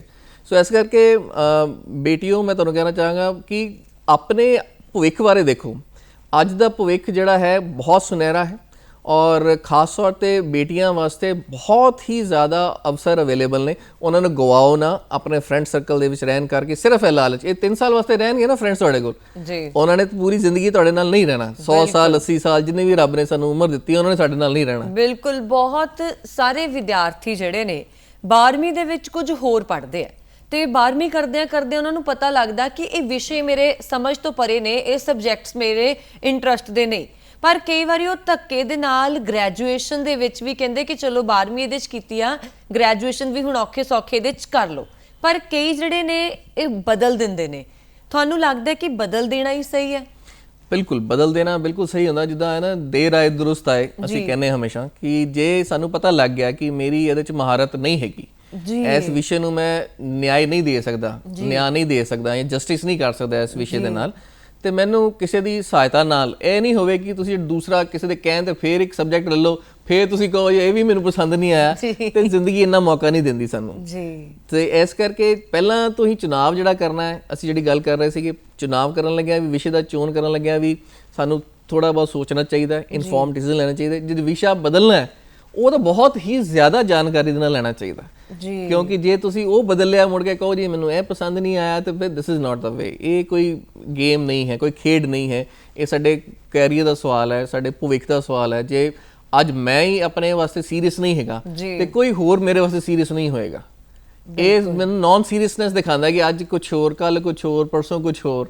ਜੇ ਮੈਂ ਅੱਜ ਆਪਣੇ ਵਾਸਤੇ ਆਪਣਾ ਡਿਸੀਜਨ ਨਹੀਂ ਲੈ ਪਾ ਰਿਹਾ ਤੇ ਮੈਂ ਦੂਸਰੇ ਵਾਸਤੇ ਜੇ ਕੱਲ ਕਿਸੇ ਨੂੰ ਵੱਡੀ ਆਰਗੇਨਾਈਜੇਸ਼ਨ 'ਚ ਮੈਂ ਕੰਮ ਕਰਾਂਗਾ ਜਿੱਥੇ ਮੈਨੂੰ ਡਿਸੀਜਨ ਲੈਣੇ ਪੈਂਦੇ ਨੇ ਤੇ ਮੈਂ ਉੱਥੇ ਜਾ ਕੇ ਐਡਮਿਨਿਸਟ੍ਰੇਸ਼ਨ ਵਾਸਤੇ ਡਿਸੀਜਨ ਕਿੱਦਾਂ ਲਵਾਂਗਾ ਮੈਂ। ਸੋ ਇਹ ਬਿਲਕੁਲ ਸੋਚਣ ਵਾਲੀ ਗੱਲ ਹੈ ਕਿ ਜਿਹੜੇ ਵਿਦਿਆਰਥੀ ਤਾਂ ਪਹਿਲਾਂ ਹੀ ਤੋਂ ਜਿਹੜੇ +2 ਤੋਂ ਬਾਅਦ ਜਿਹੜੇ ਵਿਸ਼ਾ ਲੈਂਦੇ ਨੇ ਸੋਚ ਸਮਝ ਕੇ ਲੈਣ, ਕਿਉਂਕਿ ਅੱਜ ਕੱਲ੍ਹ ਬਹੁਤ ਸਾਰੇ ਕੋਰਸਿਸ ਅਵੇਲੇਬਲ ਨੇ। ਮੈਂ ਜਾਣਦਾ ਕਿ ਕਨਫਿਊਜ਼ਨ ਵੀ ਹੁੰਦੀ ਹੈ, ਲੇਕਿਨ ਫਿਰ ਵੀ ਬਹੁਤ ਕੁਝ ਚੀਜ਼ਾਂ ਆ ਗਈਆਂ ਨੇ ਅੱਜ ਕੱਲ੍ਹ। ਟੈਕਨੋਲੋਜੀ ਨੇ ਸਾਡੀ ਬਹੁਤ ਮਦਦ ਕੀਤੀ ਹੈ। ਜੇ ਅਸੀਂ ਆਪਣੀ ਗੱਲ ਕਰੀਏ ਤੇ ਅਸੀਂ ਜਦੋਂ ਪੜ੍ਹਦੇ ਸੀਗੇ 80 ਸੰਨ ਦੇ ਵਿੱਚ ਜਾਂ ਜੋ ਵੀ ਸੀਗਾ ਤੇ ਸਾਡੇ ਕੋਲ ਇੰਨੀ ਜਾਣਕਾਰੀ ਨਹੀਂ ਸੀ ਹੁੰਦੀ। ਜੇ ਕਿਸੇ ਕੋ ਪ੍ਰੋਸਪੈਕਟਸ ਵੀ ਮੰਗਾਉਣਾ ਹੁੰਦਾ ਸੀ ਤੇ ਅਸੀਂ ਮਹੀਨਾ ਇੰਤਜ਼ਾਰ ਕਰਦੇ ਸੀ, ਉਹਨੂੰ ਚਿੱਠੀ ਪਾਉਂਦੇ ਸੀਗੇ, ਫਿਰ ਉਹ ਵਿਚਾਰੇ ਪ੍ਰੋਸਪੈਕਟਸ ਭੇਜਦੇ, ਡਿਮਾਂਡ ਡਰਾਫਟ ਭੇਜਦੇ ਸੀਗੇ ਜੀ। ਹੁਣ ਤੁਸੀਂ ਆਨਲਾਈਨ ਉਸੇ ਵੇਲੇ ਮੋਬਾਈਲ ਤੇ ਬੈਠੇ ਬੈਠੇ ਦੁਨੀਆ ਦੀ ਹਰ ਯੂਨੀਵਰਸਿਟੀ, ਹਰ ਕਾਲਜ ਦੇ ਉੱਤੇ, ਭਾਰਤ ਦੀ ਹਰ ਯੂਨੀਵਰਸਿਟੀ ਕਾਲਜ ਦੇ ਉੱਤੇ ਤੁਸੀਂ ਐਕਸੈਸ ਕਰ ਸਕਦੇ ਹੋ। ਜੋ ਜਾਣਕਾਰੀ ਚਾਹੀਦੀ ਤੁਹਾਨੂੰ ਮਿਲ ਸਕਦੀ ਹੈ। ਤੇ ਅੱਜ ਦੇ ਬੱਚੇ ਦਾ ਬਹੁਤ ਮੀਨਸ ਕਹਿ ਸਕਦਾ ਕਿ ਉਹ ਪ੍ਰਿਵਿਲੇਜਡ ਨੇ ਜੀ, ਪ੍ਰਿਵਿਲੇਜਡ ਬੱਚੇ ਨੇ, ਉਹਨਾਂ ਕੋਲ ਸਾਰਾ ਕੁਝ ਹੈਗਾ ਹੈ ਔਰ ਸਿਰਫ ਉਹਨਾਂ ਨੂੰ ਇੱਕ ਸਹੀ ਦਿਸ਼ਾ ਦੇਣ ਦੀ ਲੋੜ ਹੈ ਕਿ ਕਿਸ ਤਰੀਕੇ ਦੇ ਨਾਲ ਅਸੀਂ ਜਿਹੜਾ ਆਪਣਾ ਵਿਸ਼ਾ ਹੈ ਜਾਂ ਕੋਰਸ ਜਿਹੜਾ ਹੈ ਅਸੀਂ ਉਹ ਚੁਣ ਸਕਦੇ ਹਾਂ। ਤੁਸੀਂ ਦਿਸ਼ਾ ਦੀ ਗੱਲ ਕੀਤੀ। ਸਾਡੇ ਮਨ ਦੇ ਵਿੱਚ ਹੁੰਦਾ ਹੈ ਕਿ ਮੈਂ ਉਦਾਹਰਣ ਦੇ ਤੌਰ ਤੇ ਕਿ ਮੈਂ ਇੱਕ ਸਿੰਗਰ ਬਣਨਾ ਜੀ, ਪਰ ਦਿਮਾਗ 'ਚ ਸਾਡੇ ਉਹੀ ਹੈ ਸਿੰਗਰ ਬਣਨਾ। ਪਰ ਜਦੋਂ ਐਡਮਿਸ਼ਨ ਲੈਣ ਗਏ ਤੇ ਟੀਚਰਸ ਨੇ ਕਹਿਤਾ ਨਹੀਂ ਇੱਦਾਂ ਕਰ, ਤੂੰ ਆਹ ਸਬਜੈਕਟ ਰੱਖ ਲਾ। ਕਿਉਂਕਿ ਬਹੁਤ ਵਾਰੀ ਦੇਖਣ 'ਚ ਆਉਂਦਾ ਹੈ ਕਿ ਜਿਹੜੇ ਕਾਲਜ ਦੇ ਵਿੱਚ ਤੁਸੀਂ ਐਡਮਿਸ਼ਨ ਲੈਣ ਜਾਂਦੇ ਹੋ ਉੱਥੇ ਕਈ ਟੀਚਰਸ, ਮੈਂ ਸਾਰਿਆਂ ਦੀ ਗੱਲ ਨਹੀਂ ਕਰ ਰਹੀ, ਐਡਮਿਸ਼ਨ ਧੱਕੇ ਨਾਲ ਕਰਾਉਣ ਦੇ ਲਈ ਬੱਚੇ ਦਾ ਮਾਈਂਡ ਵਾਸ਼ ਕਰਦੇ ਨੇ ਕਿ ਤੈਨੂੰ ਆਹ ਸਬਜੈਕਟ ਪੜ੍ਹ ਕੇ ਫਾਇਦਾ ਨਹੀਂ ਹੋਣਾ, ਅੱਜ ਕੱਲ੍ਹ ਇਹ ਸਬਜੈਕਟ ਕੌਣ ਪੜ੍ਹਦਾ, ਅੱਜ ਕੱਲ੍ਹ ਇਹ ਨਹੀਂ ਪੜ੍ਹਿਆ ਜਾਂਦਾ, ਅੱਜ ਕੱਲ੍ਹ ਇਹ ਪੜ੍ਹੋ। ਸੋ ਜਿਹੜੇ ਐਡਮਿਸ਼ਨ ਕਰਾਉਂਦੇ ਨੇ ਉਹ ਵੀ ਤਾਂ ਮਾਈਂਡ ਵਾਸ਼ ਕਈ ਵਾਰੀ ਕਰ ਦਿੰਦੇ ਨੇ। ਮੈਂ ਇਹਦੇ 'ਚ ਤੁਹਾਨੂੰ ਦੱਸਣਾ ਚਾਹਾਂਗਾ ਕਿ ਜਿਹੜੀ ਸਰਕਾਰ ਵੱਲੋਂ ਨਵੀਂ ਐਜੂਕੇਸ਼ਨ ਪਾਲਿਸੀ ਆਈ ਹੈ ਉਹਦੇ ਵਿੱਚ ਅਸੀਂ ਲਿਬਰਲ ਐਜੂਕੇਸ਼ਨ ਦੀ ਗੱਲ ਕਰਦੇ ਹਾਂ। ਲਿਬਰਲ ਐਜੂਕੇਸ਼ਨ ਦੇ ਵਿੱਚ ਹੁੰਦਾ ਹੈ ਕਿ ਜਿੱਦਾਂ ਇੰਜੀਨੀਅਰ ਹੈ ਔਰ ਇੰਜੀਨੀਅਰ ਤੁਸੀਂ ਦੱਸਿਆ ਸਿੰਗਰ ਬਣਨਾ ਚਾਹੁੰਦਾ ਹੈ ਜੀ, ਤੇ ਅਸੀਂ ਇੰਜੀਨੀਅਰਿੰਗ ਕਰਦੇ ਹੋਏ ਇੱਕ ਜਿਹੜਾ ਮਿਊਜ਼ਿਕ ਹੈ ਇੱਕ ਸਬਜੈਕਟ ਰੱਖ ਸਕਦੇ ਹਾਂ ਜੀ, ਠੀਕ ਹੈ। ਜਾਂ ਪੇਂਟਰ ਬਣਨਾ ਚਾਹੁੰਦਾ ਜਾਂ ਫਾਈਨ ਆਰਟਸ ਵਿੱਚ ਜਾਣਾ ਚਾਹੁੰਦਾ ਜਾਂ ਅਸੀਂ ਮੈਨੇਜਮੈਂਟ ਕਰਦੇ ਹੋਏ ਜਾਂ ਕਾਮਰਸ ਕਰਦੇ ਹੋਏ ਜਾਂ ਫਿਰ ਆਪਾਂ ਕਿਸੇ ਵੀ ਤਰੀਕੇ ਦਾ ਹੋਰ ਕੋਈ ਕੋਰਸ ਕਰਦੇ ਹੋਏ ਮੈਂ ਆਪਣੀ ਰੁਚੀ ਮੁਤਾਬਕ ਉਹ ਮੈਂ ਕੋਰਸ ਕਰ ਸਕਦਾ ਹਾਂ। ਇਹ ਆਉਣ ਵਾਲੇ ਟਾਈਮ ਦੇ ਵਿੱਚ ਜਿਹੜੀ ਹੁਣ ਆਪਾਂ ਇੰਪਲੀਮੈਂਟੇਸ਼ਨ ਹੋਣ ਵਾਲੀ ਹੈ, ਇੰਪਲੀਮੈਂਟੇਸ਼ਨ ਹੌਲੀ ਹੌਲੀ ਸ਼ੁਰੂ ਹੋ ਗਈ ਇਹਦੀ ਐਜੂਕੇਸ਼ਨ ਪਾਲਿਸੀ ਦੇ ਉੱਤੇ, ਤੇ ਉਹਦੇ ਵਿੱਚ ਸਾਰੀ ਚੀਜ਼ਾਂ ਦਾ ਧਿਆਨ ਰੱਖਿਆ ਗਿਆ ਕਿ ਜਿਹੜੇ ਵਿਦਿਆਰਥੀ ਆਪਣੇ, ਕਈ ਵਾਰੀ ਕੀ ਹੁੰਦਾ ਹੈ ਕਿ ਇੱਕ ਜਿਹੜਾ ਵਿਸ਼ਾ ਤੁਹਾਡਾ ਕੈਰੀਅਰ ਬਣਾਉਂਦਾ ਹੈ ਜਿਹਦੇ ਨਾਲ ਤੁਸੀਂ ਆਪਣੀ ਰੋਜ਼ਗਾਰ ਕਮਾਉਂਦੇ ਹੋ, ਤੇ ਇੱਕ ਤੁਹਾਡਾ ਹੁੰਦਾ ਤੁਹਾਡਾ ਸ਼ੌਂਕ ਦੇ ਉੱਤੇ ਕਰਨਾ ਹੁੰਦਾ ਬਿਲਕੁਲ, ਜਾਂ ਕਈ ਵਾਰੀ ਤੁਹਾਡਾ ਸ਼ੌਂਕ ਜਿਹੜਾ ਉਹ ਤੁਹਾਡਾ ਰੋਜ਼ਗਾਰ ਬਣ ਜਾਂਦਾ। ਦੋਨੋਂ ਪਾਸੇ ਆਪਸ਼ਨਸ ਰਹਿੰਦੀਆਂ ਨੇ ਜੀ। ਤਾਂ ਇਸ ਕਰਕੇ ਜਿਹੜੀ ਨਵੀਂ ਐਜੂਕੇਸ਼ਨ ਪਾਲਿਸੀ ਦੇ ਅਕੋਰਡਿੰਗ, ਜਿੱਦਾਂ ਮੈਂ ਲਿਬਰਲ ਐਜੂਕੇਸ਼ਨ ਦੀ ਗੱਲ ਕਰ ਰਿਹਾ, ਵੋਕੇਸ਼ਨਲ ਕੋਰਸਿਸ ਵੀ ਕਿੰਨੇ ਨੇ, ਵੋਕੇਸ਼ਨਲ ਕੋਰਸਿਸ ਉਹਦੇ ਚ ਤੁਹਾਨੂੰ ਜਿਹੜੀ ਨਵੀਂ ਐਜੂਕੇਸ਼ਨ ਪਾਲਿਸੀ ਹੈ ਉਦੋਂ ਤੋਂ ਆਪਾਂ 5th ਆਨਵਰਡਸ ਹੀ ਆਪਾਂ ਵੋਕੇਸ਼ਨਲ ਪ੍ਰੋਗਰਾਮ ਸਟਾਰਟ ਕਰ ਦੇਣੇ ਨੇ ਜੀ, ਤੇ ਜਿਹਦੇ ਵਿੱਚ ਉਹਨੂੰ ਪਲੰਬਰ ਹੈ, ਰੈਫਰੀਜਰੇਸ਼ਨ ਹੈ, ਕੈਂਡਲ ਮੇਕਿੰਗ ਹੈ, ਹੋਰ ਬੜੇ ਨੇ ਜਿੱਦਾਂ ਮਕੈਨੀਕਲ ਹੈ, ਉਹਦੇ ਵਿੱਚ ਤੁਸੀਂ ਉਹਦੇ 'ਚ ਨਾਲ ਦੇ ਨਾਲ ਅਸੀਂ ITIs ਦੇ ਨਾਲ ਜੋੜ ਕੇ ਜਾਂ ਪੋਲੀਟੈਕਨਿਕਸ ਦੇ ਨਾਲ ਜੋੜ ਕੇ ਉਹਨਾਂ ਨੂੰ ਸਕਿੱਲ ਡਿਵੈਲਪਮੈਂਟ ਦੇ ਉੱਤੇ ਅਸੀਂ ਤਿਆਰ ਕਰਨਾ ਸ਼ੁਰੂ ਕਰਾਂਗੇ ਜਿਹੜੀ ਨਿਊ ਐਜੂਕੇਸ਼ਨ ਪਾਲਿਸੀ ਦੇ ਅਕੋਰਡਿੰਗ। ਸੋ ਇਹ ਜਿਹੜੀ ਸਾਰੀਆਂ ਚੀਜ਼ਾਂ ਨੇ ਮੈਂ ਦਰਸ਼ਕਾਂ ਨੂੰ ਦੱਸਣਾ ਚਾਹਾਂਗਾ ਕਿ ਸਾਡਾ ਜਿਹੜਾ ਇਹ ਵਾਲਾ ਯੁੱਗ ਚੱਲਦਾ ਪਿਆ ਇੱਕ ਬਦਲਾਵ ਦਾ ਯੁੱਗ ਹੈ ਜੀ, ਔਰ ਇਸ ਦੇ ਵਿੱਚ ਬਹੁਤ ਸਾਰੀਆਂ ਐਸੀਆਂ ਬਦਲਾਵ ਆ ਰਹੇ ਨੇ ਜਿਹੜਾ ਕਿ ਸਾਡੇ ਵਾਸਤੇ ਬਹੁਤ ਫਾਇਦੇਮੰਦ ਹੈ ਕਿ ਜਿਸ ਤਰੀਕੇ ਨਾਲ ਅਸੀਂ ਜਿਹੜੀਆਂ ਪ੍ਰੋਬਲਮ ਸੀਗੀਆਂ ਪਹਿਲਾਂ, ਜਿਹੜੀਆਂ ਚੈਲੰਜਸ ਸੀਗੀਆਂ, ਅੱਜ ਉਹ ਓਪਰਚੁਨਿਟੀਜ਼ ਬਣ ਚੁੱਕੀਆਂ ਸਾਡੇ ਵਾਸਤੇ, ਉਹ ਅਵਸਰ ਬਣ ਚੁੱਕੇ ਨੇ ਸਾਡੇ ਕੋਲ। ਤੇ ਇਸ ਕਰਕੇ ਮੈਂ ਚਾਹਾਂਗਾ ਕਿ ਇੱਕ ਵਾਰੀ ਸੋਚ ਸਮਝ ਕੇ, ਸਟੱਡੀ ਕਰਕੇ, ਰਿਸਰਚ ਕਰਕੇ ਅਸੀਂ ਵਿਸ਼ੇ ਦਾ ਚੁਣਾਵ ਕਰੀਏ। ਔਰ ਜਿਹੜੀ ਲਿਬਰਲ ਐਜੂਕੇਸ਼ਨ ਦੀ ਗੱਲ ਕੀਤੀ ਹੈ, ਤੁਸੀਂ ਕੋਈ ਵੀ ਸਬਜੈਕਟ ਆਉਣ ਵਾਲੇ ਟਾਈਮ ਦੇ ਵਿੱਚ ਔਰ ਕਦੀ ਵੀ ਕੁਇਟ ਵੀ ਕਰ ਸਕਦੇ ਹੋ। ਮੰਨ ਲਓ ਤੁਸੀਂ ਸਾਲ ਬਾਅਦ ਤੁਸੀਂ ਸੁਣਿਆ ਕਿ ਮੈਂ ਨੌਕਰੀ ਲੱਗ ਗਈ ਜਾਂ ਕਿਤੇ ਹੋਰ ਚਲਾ ਗਿਆ, ਮੈਂ ਆਪਣੇ ਵਪਾਰ 'ਚ ਕਰ ਲਿਆ, ਤੇ ਤੁਸੀਂ ਉਹ 1 ਸਾਲ ਤੋਂ ਬਾਅਦ ਉਹ ਕੁਇਟ ਕਰ ਸਕਦੇ ਹੋ ਜੀ, ਜਾਂ ਫਿਰ ਜੇ 2 ਸਾਲ ਤੱਕ ਕੀਤਾ 2 ਸਾਲ ਬਾਅਦ ਵੀ ਕੁਇਟ ਕਰ ਸਕਦੇ ਹੋ, 3 ਸਾਲ ਬਾਅਦ ਵੀ ਕੁਇਟ ਕਰ ਸਕਦੇ ਹੋ। ਸੋ ਜਦੋਂ ਸਾਲ ਬਾਅਦ ਕਰੋਗੇ ਤੁਹਾਨੂੰ ਸਰਟੀਫਿਕੇਟ ਮਿਲੇਗਾ। ਇਹ ਸ਼ਾਇਦ ਤੁਸੀਂ ਵੀਵਾਕ ਜਿਹੜੇ ਗਵਰਨਮੈਂਟ ਆਫ ਇੰਡੀਆ ਨੇ ਚਲਾਏ, ਸਕਿੱਲ ਡਿਵੈਲਪਮੈਂਟ ਸਾਰੀ ਐਜੂਕੇਸ਼ਨ ਦੇ ਉੱਤੇ ਸਭ ਇਹੀ ਆ ਰਿਹਾ ਜੀ ਸਾਰਾ ਕੁਝ। ਬਿਲਕੁਲ। ਸੋ ਦਿਸ ਇਜ਼ ਇਹ ਆਉਣ ਵਾਲੇ ਟਾਈਮ ਤੁਹਾਨੂੰ ਦੱਸਿਆ ਕਿ ਬੜੀ ਅਪੋਰਚੁਨਿਟੀਜ਼ ਨੇ ਸਟੂਡੈਂਟਸ ਵਾਸਤੇ ਜਿਹੜੇ, ਔਰ ਬੜੀ ਲਿਬਰਲ ਹੈ। ਮੀਨ ਜਿਹੜਾ ਜਿਸ ਤਰੀਕੇ ਨਾਲ ਅਸੀਂ ਪੜ੍ਹੇ ਸੀ, ਇੱਕ ਵਾਰੀ ਸਬਜੈਕਟ ਲੈ ਲਿਆ ਤੇ ਬਦਲ ਨਹੀਂ ਸਕਦੇ, ਲੇਕਿਨ ਉਹ ਵੀ ਹੈਗਾ ਕਿ ਤੁਸੀਂ ਉਹਦੇ ਵਿੱਚ ਵੀ ਬਦਲਾਵ ਕਰ ਸਕਦੇ ਹੋ। ਬਿਲਕੁਲ। ਇੱਕ ਖਾਸ ਗੱਲ ਮੈਂ ਚਾਹੁੰਦੀ ਸੀ ਜ਼ਰੂਰ ਮੈਂ ਟੀਵੀ ਦੇ ਉੱਤੇ ਕਰਾਂ ਤਾਂ ਜੋ ਸਾਰਿਆਂ ਤੱਕ ਇਹ ਗੱਲ ਵੀ ਪਹੁੰਚੇ ਤੇ ਮੈਂ ਇਸ ਨੂੰ ਸਵਾਲ ਦੇ ਰੂਪ 'ਚ ਲੈ ਕੇ ਆਈ ਹਾਂ ਕਿਉਂਕਿ ਤੁਹਾਡੇ ਵਿਚਾਰਾਂ ਦੇ ਜ਼ਰੀਏ ਇਹ ਗੱਲ ਮੈਂ ਪਹੁੰਚਾਉਣਾ ਚਾਹੁੰਦੀ ਹਾਂ। ਬਹੁਤ ਸਾਰੇ ਬੱਚਿਆਂ ਦੇ ਮਾਈਂਡ ਦੇ ਵਿੱਚ ਨਾ ਇੱਕ ਪੜ੍ਹਾਈ ਨੂੰ ਲੈ ਕੇ ਸਟੇਟਸ ਬਣਿਆ ਹੋਇਆ। 10 ਦੇ ਵਿੱਚੋਂ ਘੱਟੋ ਘੱਟ 7 ਜਾਣਿਆਂ ਦੇ ਦਿਮਾਗ 'ਚ ਹੈਗਾ ਹੀ ਆ, ਜੇ ਤੁਸੀਂ ਜ਼ਿਆਦਾ ਪੜ੍ਹੇ ਲਿਖੇ ਲੱਗਣਾ ਤਾਂ ਤੁਸੀਂ ਮੈਡੀਕਲ ਰੱਖਣਾ, ਜੇ ਤੁਸੀਂ ਵਧੀਆ ਪੜ੍ਹੇ ਲਿਖੇ ਲੱਗਣਾ ਤਾਂ ਤੁਸੀਂ ਕਮਰਸ ਰੱਖਣੀ। ਬਹੁਤ ਲੋਕ ਆਰਟਸ ਨੂੰ ਇੱਦਾਂ ਸਮਝਦੇ ਨੇ ਕਿ ਨਹੀਂ ਆਰਟਸ ਤਾਂ ਉਹ ਰੱਖਦੇ ਆ ਜਿਨ੍ਹਾਂ ਨੂੰ ਪੜ੍ਹਨਾ ਹੀ ਨਹੀਂ ਆਉਂਦਾ। ਇਹ ਨੈਗੇਟਿਵਿਟੀ ਬਹੁਤ ਵੱਡੇ ਪੱਧਰ ਤੇ ਹੈ ਲੋਕਾਂ ਦੇ ਵਿੱਚ, ਪਰ ਜਦੋਂ ਕੋਈ ਕੰਪੀਟੀਟਿਵ ਐਗਜ਼ਾਮ ਦੇਣੇ ਹੁੰਦੇ ਆ ਤਾਂ ਫਿਰ ਆਰਟਸ ਪੜ੍ਹਨੀ ਪੈਂਦੀ ਆ ਉਹਨਾਂ ਨੂੰ। ਜੇ ਹੁਣ ਬਹੁਤ ਸਾਰੇ ਵਿਦਿਆਰਥੀ ਆਰਟਸ ਰੱਖਣਾ ਚਾਹੁੰਦੇ ਹੋਣਗੇ, ਉਹਨਾਂ ਦੇ ਲਈ ਤੁਸੀਂ ਕਿੱਦਾਂ ਕਹੋਗੇ ਕਿ 12ਵੀਂ ਤੋਂ ਬਾਅਦ ਉਹ ਕਰ ਲੈਣ, ਕਿੱਦਾਂ ਕਰਨ? ਪਹਿਲਾਂ ਤਾਂ ਜਿਹੜਾ ਇੱਕ ਮਿਥ ਹੈ, ਮੈਂ ਤੁਹਾਡੇ ਪ੍ਰੋਗਰਾਮ ਰਾਹੀਂ ਸਾਰੇ ਦਰਸ਼ਕਾਂ ਨੂੰ ਕਹਿਣਾ ਚਾਹਾਂਗਾ, ਮਿਥ ਆਪਣੇ ਦਿਮਾਗ 'ਚੋਂ ਕੱਢ ਦਿਓ, ਕਿਉਂਕਿ ਪੜ੍ਹਾਈ ਵਾਸਤੇ ਕੋਈ ਲਾਇਕ ਜਾਂ ਨਾਲਾਇਕ ਜਾਂ ਘੱਟ ਪੜ੍ਹੇ ਲਿਖਿਆ ਜਾਂ ਜ਼ਿਆਦਾ ਪੜ੍ਹੇ ਲਿਖਿਆ ਇਹ ਨਹੀਂ ਹੁੰਦਾ। ਪੜ੍ਹਾਈ ਹੁੰਦੀ ਹੈ। ਵਾਹ। ਔਰ ਪੜ੍ਹਾਈ ਦੇ ਨਾਲ ਜਦੋਂ ਤੁਸੀਂ ਆਰਟਸ ਕਰਨ ਵਾਲੇ ਦਾ ਵੀ ਉਨਾ ਹੀ ਅਹੁਦਾ ਹੈ, ਜਿਹੜਾ ਮੈਡੀਕਲ ਕਰਦਾ ਉਹਦਾ ਵੀ ਉਨਾ ਹੀ ਅਹੁਦਾ ਹੈ, ਤੇ ਨਾਨ ਮੈਡੀਕਲ ਕਾਮਰਸ ਕਰਨ ਵਾਲੇ ਦਾ ਵੀ ਉਨਾ ਹੀ ਅਹੁਦਾ ਹੈ। ਤੇ ਇਹਦੇ ਵਿੱਚ ਕੋਈ ਵੀ ਡਿਸਟਿੰਗੁਇਸ਼ ਕਰਨਾ ਕਿ ਇਹ ਘੱਟ ਹੈ ਜਾਂ ਇਹ ਨਹੀਂ ਹੈ, ਇਹ ਨਹੀਂ ਹੈ। ਹੁਣ ਤੁਸੀਂ ਦੇਖੋ, ਜੇ ਕਿਸੇ ਨੇ IAS ਜਾਂ PCS ਜਾਂ ਕਿਸੇ ਹੋਰ ਜਾਣਾ ਹੈ, ਐਡਮਿਨਿਸਟ੍ਰੇਸ਼ਨ ਜਾਣਾ, ਤੇ ਉਹਨੂੰ ਪਬਲਿਕ ਐਡਮਿਨਿਸਟ੍ਰੇਸ਼ਨ ਹੈ, ਪੋਲੀਟੀਕਲ ਸਾਇੰਸ ਹੈ, ਇਕਨੋਮਿਕਸ ਹੈ। ਹੁਣ ਤੁਸੀਂ IAS ਕਹੋਗੇ ਉਹ ਘੱਟ ਪੜ੍ਹਿਆ ਲਿਖਿਆ ਹੈ, ਉਹ ਤਾਂ ਸਭ ਤੋਂ ਜ਼ਿਆਦਾ ਪੜ੍ਹਿਆ ਲਿਖਿਆ ਹੁੰਦਾ, ਉਹਨੇ ਆਰਟਸ ਕੀਤੀ ਹੈ। ਬਿਲਕੁਲ। ਤੇ ਅਸੀਂ ਇੱਕ ਐਗਜ਼ਾਮਪਲ ਨਹੀਂ ਦੇਖਦੇ, ਬਸ ਲੋਕਾਂ ਦੀ ਕਈ ਸੁਣਾਈ ਗੱਲਾਂ ਦੇ ਉੱਤੇ ਅਸੀਂ ਯਕੀਨ ਕਰ ਲੈਂਦੇ ਹਾਂ ਕਿ ਇਹ ਇੱਦਾਂ ਹੈ, ਔਰ ਇੱਕ ਸਟੇਟਸ ਜਿਹੜਾ ਅਸੀਂ ਡਿਵੈਲਪ ਕਰ ਲੈਂਦੇ ਹਾਂ, ਲੇਕਿਨ ਇਹ ਗਲਤ ਹੈ। ਆਰਟਸ ਮੇਰੇ ਹਿਸਾਬ ਨਾਲ ਜਿਹੜਾ ਹੈ ਤੁਹਾਡੇ ਆਪਣੇ ਅੰਦਰੋਂ ਨਿਕਲਦੀ ਇੱਕ ਕ੍ਰੀਏਟੀਵਿਟੀ ਦੇ ਉੱਤੇ ਡਿਪੈਂਡ ਕਰਦਾ ਹੈ, ਔਰ it's very tough, it's not very easy. ਜੇ ਅਸੀਂ ਸਿਰਫ, ਮੈਂ ਪਹਿਲਾਂ ਵੀ ਗੱਲ ਕੀਤੀ ਸੀ, ਜੇ ਤਾਂ ਨੰਬਰ ਲੈਣ ਦੀ ਗੱਲ ਹੈ ਫਿਰ ਤਾਂ ਤੁਸੀਂ ਕੋਈ ਵੀ ਸਬਜੈਕਟ ਲੈ ਲਓ, ਉਹਨੂੰ ਪੜ੍ਹ ਲਓ ਤੇ 2 ਦਿਨਾਂ 'ਚ ਤੁਸੀਂ ਤਿਆਰੀ ਕਰ ਲਓ ਤੇ ਹੋ ਜਾਏਗਾ।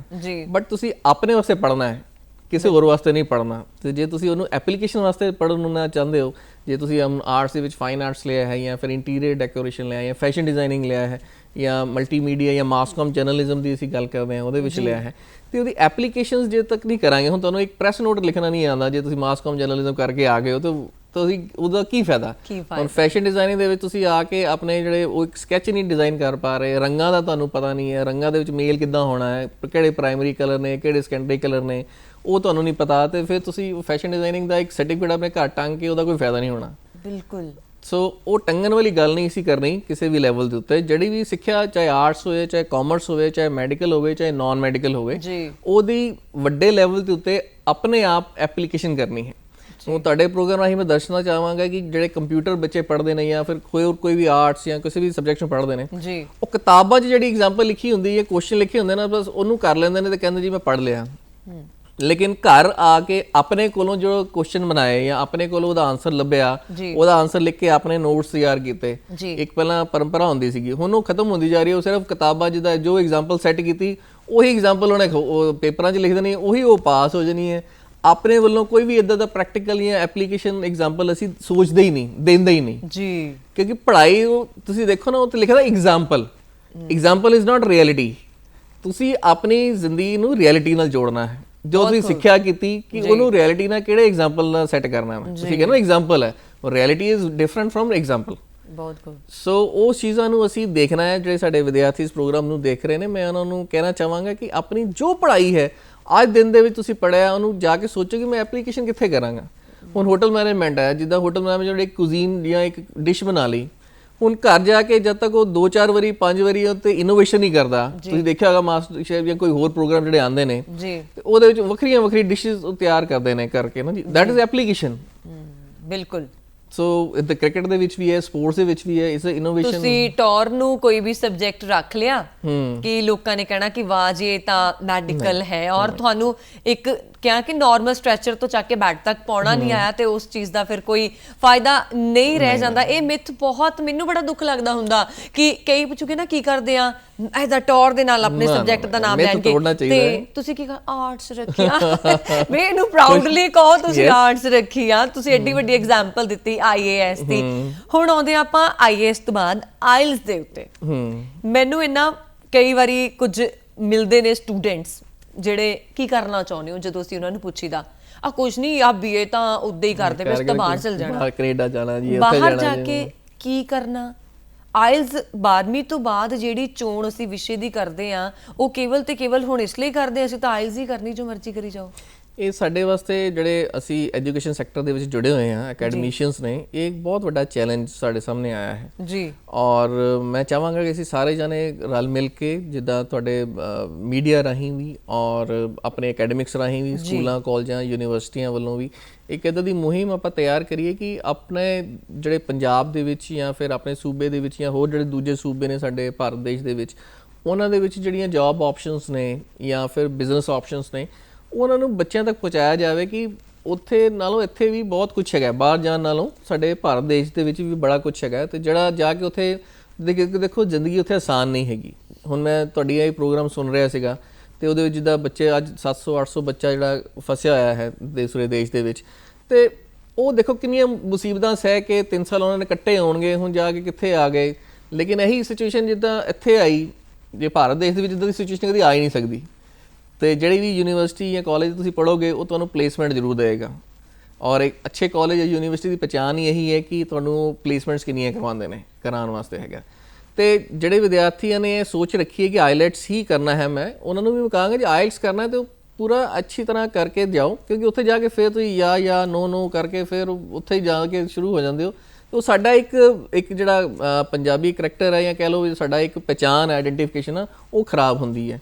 ਜੇ ਜਾਣਾ ਚੰਗੀ ਤਰ੍ਹਾਂ ਕਰਕੇ ਜਾਓ। ਮੈਂ ਤਾਂ ਵਹੀ ਕਹਾਂਗਾ ਹਰ ਚੀਜ਼ ਜੋ ਪੜ੍ਹਨੀ ਨਹੀਂ ਹੈ, ਕੁਛ ਵੀ ਕਰਨਾ ਹੈ ਤਾਂ ਉਹਦੀ ਪੂਰੀ ਤਿਆਰੀ ਕਰਕੇ ਤੇ ਫਿਰ ਦਿਓ। ਲੇਕਿਨ ਉਸ ਤੋਂ ਪਹਿਲਾਂ ਮਾਪਿਆਂ ਦੀ ਜ਼ਿੰਮੇਵਾਰੀ ਬਣਦੀ ਹੈ ਜੀ, ਟੀਚਰਸ ਦੀ ਜ਼ਿੰਮੇਵਾਰੀ ਬਣਦੀ ਹੈ, ਜਿਹੜੀ ਸਿਵਲ ਸੁਸਾਇਟੀਜ਼ ਨੇ ਉਹਨਾਂ ਦੀ ਜ਼ਿੰਮੇਵਾਰੀ ਬਣਦੀ ਹੈ। ਸਾਡੇ ਅਕੈਡਮਿਕਸ ਦੇ ਉੱਤੇ ਬਹੁਤ ਜ਼ਿਆਦਾ ਬੋਝ ਹੈ, ਜੋ ਬੋਝ ਵੀ ਹੈ ਤੇ ਇੱਕ ਚੈਲੰਜ ਵੀ ਹੈ ਕਿ ਅਸੀਂ ਕਿਸ ਤਰੀਕੇ ਨਾਲ ਆਪਣੀ ਜਿਹੜੀ ਨਵੀਂ ਜਨਰੇਸ਼ਨ ਹੈ ਉਹਨੂੰ ਆਪਾਂ ਰੋਕ ਸਕੀਏ ਇੱਥੇ, ਕਿ ਸਾਡੇ ਦੇਸ਼ ਦੇ ਵਿੱਚ ਬੜਾ ਕੁਛ ਹੈਗਾ। ਅਸੀਂ ਆਪਣੀ ਦੇਸ਼ ਦੇ ਉੱਤੇ ਆਪਣੇ ਜੋ ਕੰਟਰੀਬਿਊਸ਼ਨ ਹੈ, ਅਸੀਂ ਦੇਸ਼ ਦਾ ਸਭ ਕੁਝ ਪੈਦਾ ਹੋਏ, ਖਾਧਾ ਪੀਤਾ, ਸਾਰਾ ਕੁਝ ਕੰਮ ਕੀਤਾ, ਪੜ੍ਹਾਈ ਵੀ ਕੀਤੀ, ਤੇ ਅਸੀਂ ਆਪਣੇ ਦੇਸ਼ ਵਾਸਤੇ ਕੰਮ ਕਰੀਏ, ਕੁਛ ਨਾ ਕੁਛ ਕਰਕੇ ਦਿਖਾਈਏ ਉਹਨਾਂ ਨੂੰ।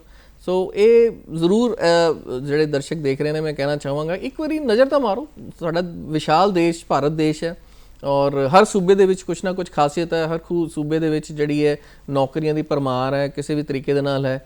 ਲੇਕਿਨ ਅਸੀਂ ਐਗਜ਼ਾਮਪਲ ਉਹੀ ਦੇਖਦੇ ਹਾਂ, ਮੰਨ ਲਓ ਫੋਰ ਐਗਜ਼ਾਮਪਲ ਅੱਜ ਦੌਰ ਦੇ ਇੰਜੀਨੀਅਰਿੰਗ ਦਾ ਇੱਕ ਮਿਥ ਚੱਲ ਰਿਹਾ ਜੀ, ਇੰਜੀਨੀਅਰਿੰਗ ਦੇ ਵਿੱਚ ਕੋਈ ਹੈ ਹੀ ਨਹੀਂ ਜੀ। ਤੇ ਸਾਡੇ ਮਾਪੇ ਜਾਂ ਸਟੂਡੈਂਟ ਜਾ ਕੇ ਉਸ ਬੱਚੇ ਕੋ ਪੁੱਛਦੇ ਨੇ ਜਿਹੜਾ ਆਪ ਘਰ ਬੈਠਾ ਹੋਇਆ ਹੈ, ਉਹ ਘਰ ਬੈਠਾ ਹੈ ਮੀਨਸ ਉਹ ਆਪ ਦੌੜਾ ਨਹੀਂ ਹੋਏਗਾ, ਮੈਂ ਸ਼ਬਦ ਦਾ ਇਸਤੇਮਾਲ ਨਹੀਂ ਕਰਨਾ ਚਾਹੁੰਦਾ, ਤੇ ਉਹ ਜਿਹੜਾ ਆਪ ਮੀਨਸ ਕਾਮਯਾਬ ਨਹੀਂ ਹੋਇਆ, ਤੁਸੀਂ ਉਹ ਕੋ ਪੁੱਛਦੇ ਹੋ ਕਿ ਕੀ ਚੀਜ਼ ਹੈ।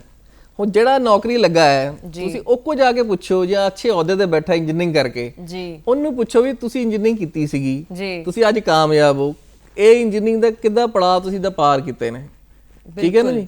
ਹੁਣ ਜਿਹੜੇ ਬਹੁਤ ਜ਼ਿਆਦਾ ਅੱਗੇ ਨਹੀਂ ਵੱਧ ਪਾਉਂਦੇ ਜਾਂ ਕੁਛ ਨਹੀਂ ਜਾਂਦਾ, ਉਹ ਕਹਿ ਹੀ ਦਿੰਦੇ ਯਾਰ ਕੁਛ ਨਹੀਂ ਹੁੰਦਾ ਜੀ ਇੱਥੇ, ਇੱਦਾਂ ਨਹੀਂ ਹੁੰਦਾ ਜੀ। ਹੁਣ ਫੋਰ ਐਗਜ਼ਾਮਪਲ ਮੈਂ ਪੇਰੈਂਟਸ ਨੂੰ ਦੱਸਣਾ ਚਾਹਾਂਗਾ, ਕਈ ਵਾਰੀ ਯੂਨੀਵਰਸਿਟੀ ਕਾਲਜ ਜਦੋਂ ਐਡਮਿਸ਼ਨ ਦੀ ਤੁਸੀਂ ਗੱਲ ਕੀਤੀ ਤੇ ਉਹ ਜਿਹੜੇ ਪੇਰੈਂਟਸ ਆਉਂਦੇ ਨੇ, ਉਹ ਜਿਹੜੇ ਬਾਹਰ ਬੱਚੇ ਘੁੰਮ ਰਹੇ ਹੁੰਦੇ ਨਾ ਜੀ, ਤੇ ਉਹਨਾਂ ਨੂੰ ਪੁੱਛਦੇ ਵੀ ਕਾਲਜ ਕਿੱਦਾਂ ਦਾ ਹੈ, ਯੂਨੀਵਰਸਿਟੀ ਕਿੱਦਾਂ ਦੀ ਹੈ ਜੀ।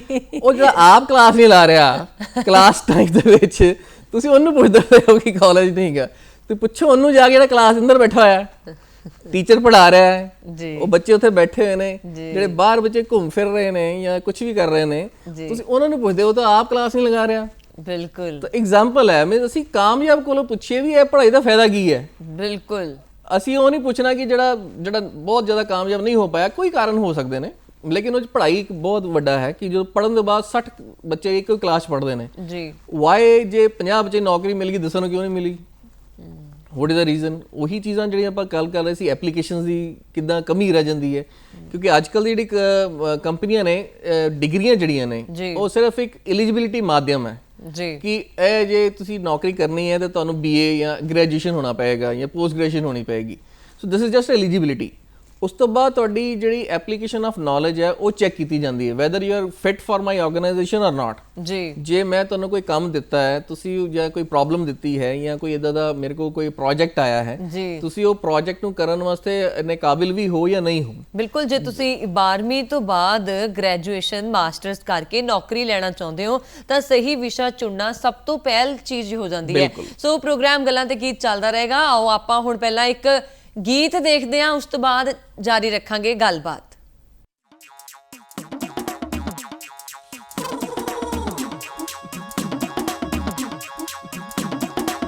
ਸ਼ੇਰ ਜੀਆ ਜਿਗਰਾ ਤੇ ਬਾਜ ਵਾਲੀ ਅੱਖ ਓਏ, ਤਾਂ ਹੀ ਤਾਂ ਪਛਾਣ ਆਉਂਦੀ ਸਾਰਿਆਂ ਤੋਂ ਵੱਖ ਓਏ ਸ਼ੇਰ ਜੀਆ ਜਿਗਰਾ ਤੇ ਬਾਜ ਵਾਲੀ ਅੱਖ ਓਏ ਤਾਂ ਹੀ ਤਾਂ ਪਛਾਣ ਆਉਂਦੀ ਸਾਰਿਆਂ ਤੋਂ ਵੱਖ ਓਏ ਪਿਆਰ ਨਾ ਗੁਲਾਮੀ ਕਰੇ ਪਿਆਰ ਨਾ ਗੁਲਾਮੀ ਕਰੇ ਮੰਨਦਾ ਨਹੀਂ ਨੇ ਨਾ ਹੈ ਪੰਜਾਬੀ ਯਾਰੋ ਬੰਦਾ ਏ ਸ਼ਕੀਨ ਨਾ ਹੈ ਪੰਜਾਬੀ ਯਾਰੋ ਬੰਦਾ ਏ ਸ਼ਕੀਨ ਨਾ ਹੈ ਪੰਜਾਬੀ ਯਾਰੋ ਬੰਦਾ ਏ ਸ਼ਕੀਨ ਨਾ ਹੈ ਪੰਜਾਬੀ ਯਾਰੋ ਬੰਦਾ ਏ ਸ਼ਕੀਨ